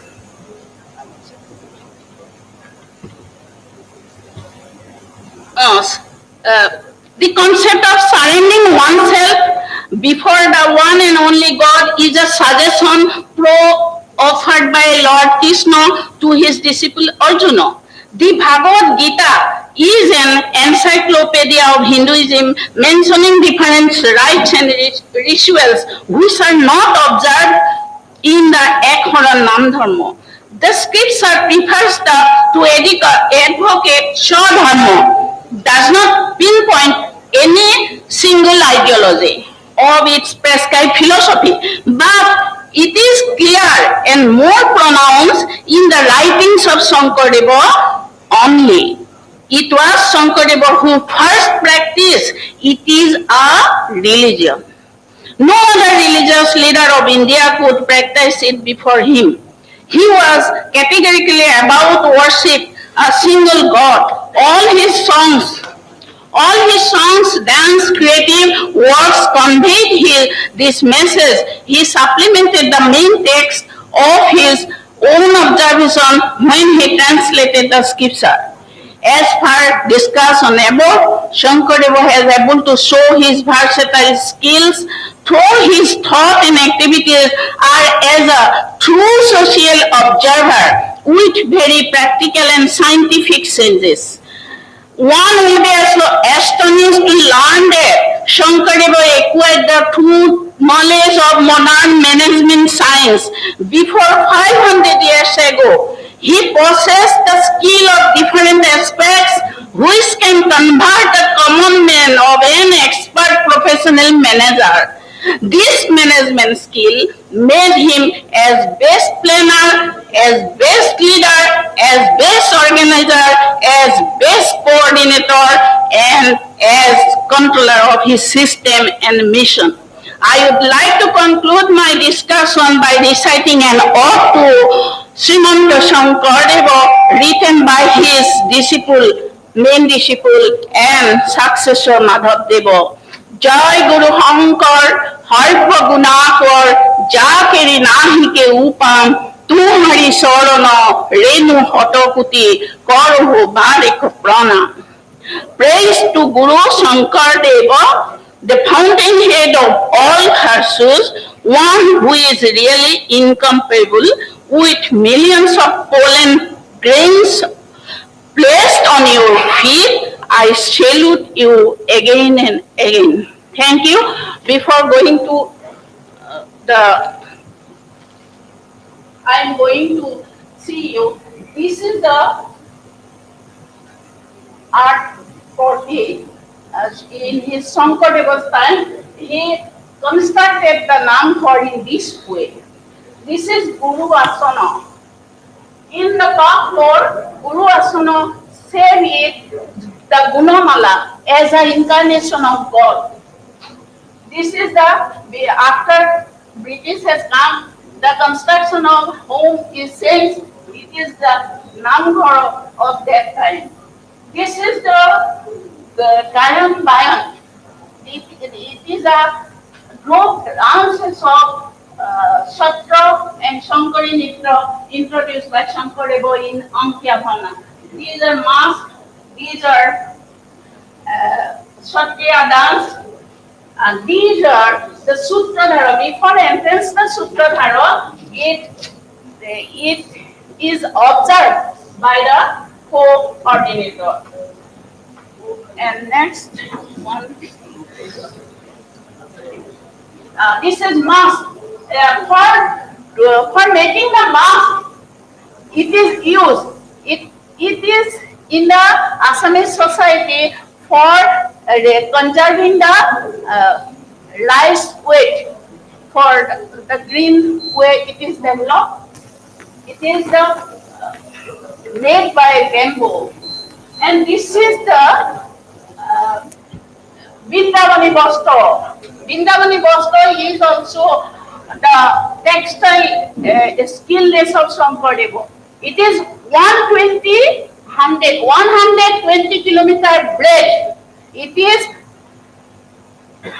Shankar Deva and Madhav Deva has made it with the patra yarn, path yarn. Path means in Assam silk. Assam silk, it is the Hapta Vaikuntha Chitrapada. Hapta Vaikuntha Chitrapada is weaving in the Vindavani Bostro. It is the Mati Akhara. It is the such type of exercise which used to take in the yoga Udaibha. It is Shankari dance. It is Shankari Nitra and it is the Sihna Jata. I have tell you about the Sihna Jata when he started in the age of 26 years about planning all his planning, his cultural activities. This is the portrait of Sihna Jata. Thank you very much for hearing patiently.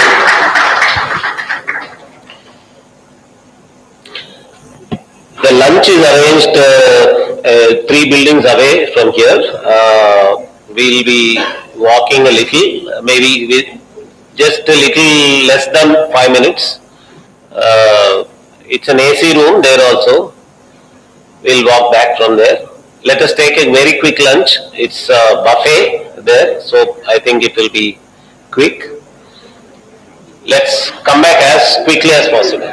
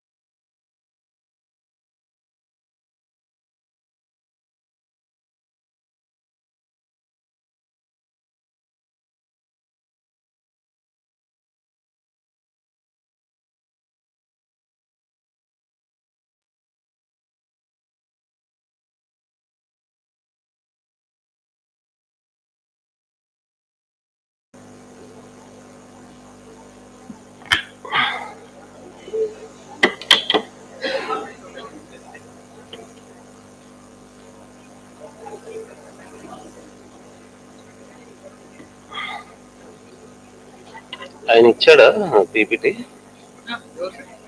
ఈ college ఎత్తున్నాయి కదా ఇతను. ఇప్పుడు ఈ Shanmuga Subrahmanyam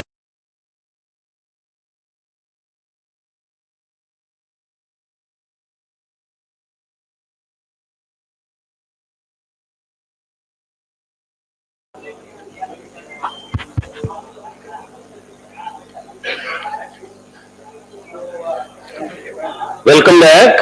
We now have the last paper of the first session. It is Sri Vaishnavism in Kanchipuram. We have been going around the Vaishnavism in the whole country. We were there in Assam, we went to Goa, we went to all the places. Now Kanchipuram, Shanmugam Subramanian ji is going to present Vaishnavism in Kanchipuram.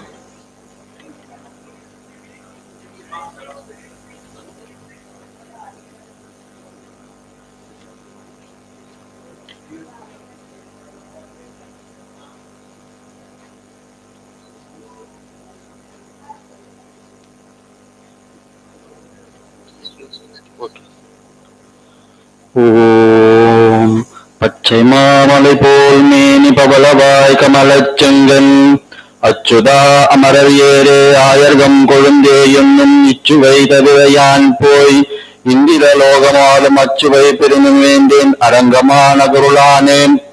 அனைவருக்கும் வணக்கம். My topic is Sri Vaishnavism in Kanchipuram. This is the time we are gathering after the grand lunch. தமிழ்ல ஒரு பழமொழி உண்டு, உண்ட மயக்கம் தொண்டருக்கும் உண்டு. After the grand lunch, mostly every people will want to have a small nap. During this time, I am giving this topic, Sri Vaishnavism in Kanchipuram.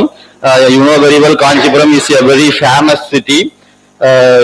Here, first we shall see in detail about Vaishnavism. Vaishnavism is the worship and acceptance of the Vishnu or one of his various incarnation as a supreme manifestation of the divine. Okay, Vaishnavism is the worship of the god Vishnu and also his incarnations. First we shall see in detail about Kanchipuram. Kanchipuram is the most important kshetra present in the southern part of the country. We can divide that word into two parts, Kanchi and as well as the Puram. The word Kanchi, Anchita means worshipping. Brahma worshipped the Lord Vishnu in Kanchipuram. So that place became the Kanchipuram, and this is the only city wherein all the religion like Jainism, Buddhism, Vaishnavism, sampradaya, Shaivism, Shakta cult as well as other things flourished here. Here we had so many number of universities also in earlier days.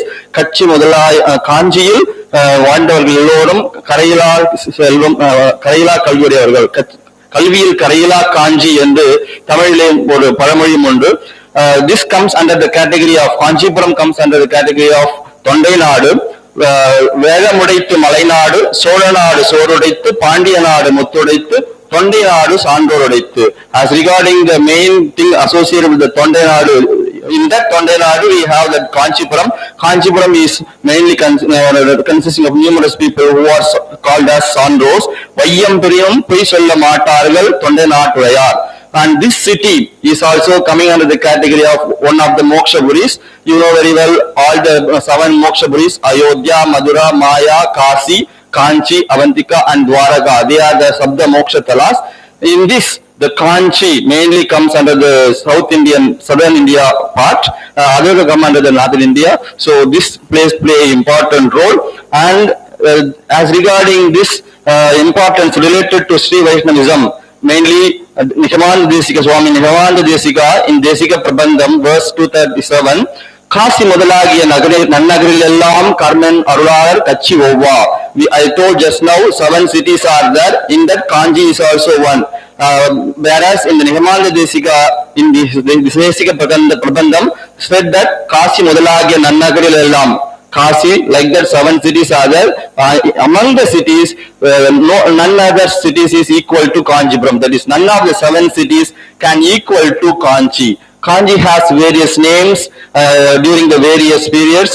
For example, it has the name of Hastigiri. Hastigiri means, Hasti means the elephant mountain, like that structure is there, so it is called a Hastigiri. Satyavrata Kshetra, Brahma worshipped there. The other name for Brahma is Satyavrata, so Satyavrata Kshetra, and it is also called as Trichy, Kachi Mudur. Like this, so many number of names are there, and there is one literature related to Sanskrit: Pushpeshu Jadi, Purusheshu Vishnu, Narishu Ramba, and Nagareshu Kanchi. This is mainly told by Mahakavi Kalidas. Nagareshu Kanchi, Nagarangalil Mukkyamanadaga Valangakudiyana Kanchi Nagaram endru sollapadகிறது. And we now next move on to the next topic, Divya Desam. This Divya Desam refers to the 108 temples dedicated mainly to Lord Vishnu. Vishnu is a Hindu god, as we already discussed in various presentations. They are praised by Advars in around 4,000 Tamil verses. This is called as Nalayara Divya Prabandham. 105 of them, that is totally 108 temples are present. In that, 105 of them are spread across India and one in Nepal, while the other two are in the afterlife. Alvas were Tamil poet saints whose hymns in praise of Vishnu are composed and collected in the Divya Prabandham. There were 12 of them, while their actual period of existence is unknown. They are supposed to have lived between the 5th and 10th century. This is mainly during the Bhakti movement, which played an important role in spreading the religion. And as regarding the Alvars means எம்பெருமானுடைய மங்கள குணங்களில் ஆழங்கால் படுபவர்கள் ஆழ்வார்கள் எனப்படுவார்கள். Those who are all thinking always about the Lord Vishnu are always called as Alvars. They are the Tamil poets, saints, whose hymns were in praise of the Vishnu. This is the picture showing the various temples related to the Divya Desam in Kanchipuram. Saint Ramanuja, as regarding the this Vishnu worship, Saint Ramanuja we have to discuss in detail about. His birthplace is, the Saint Ramanuja's birthplace is mainly Sri Beramadur, which is very close to the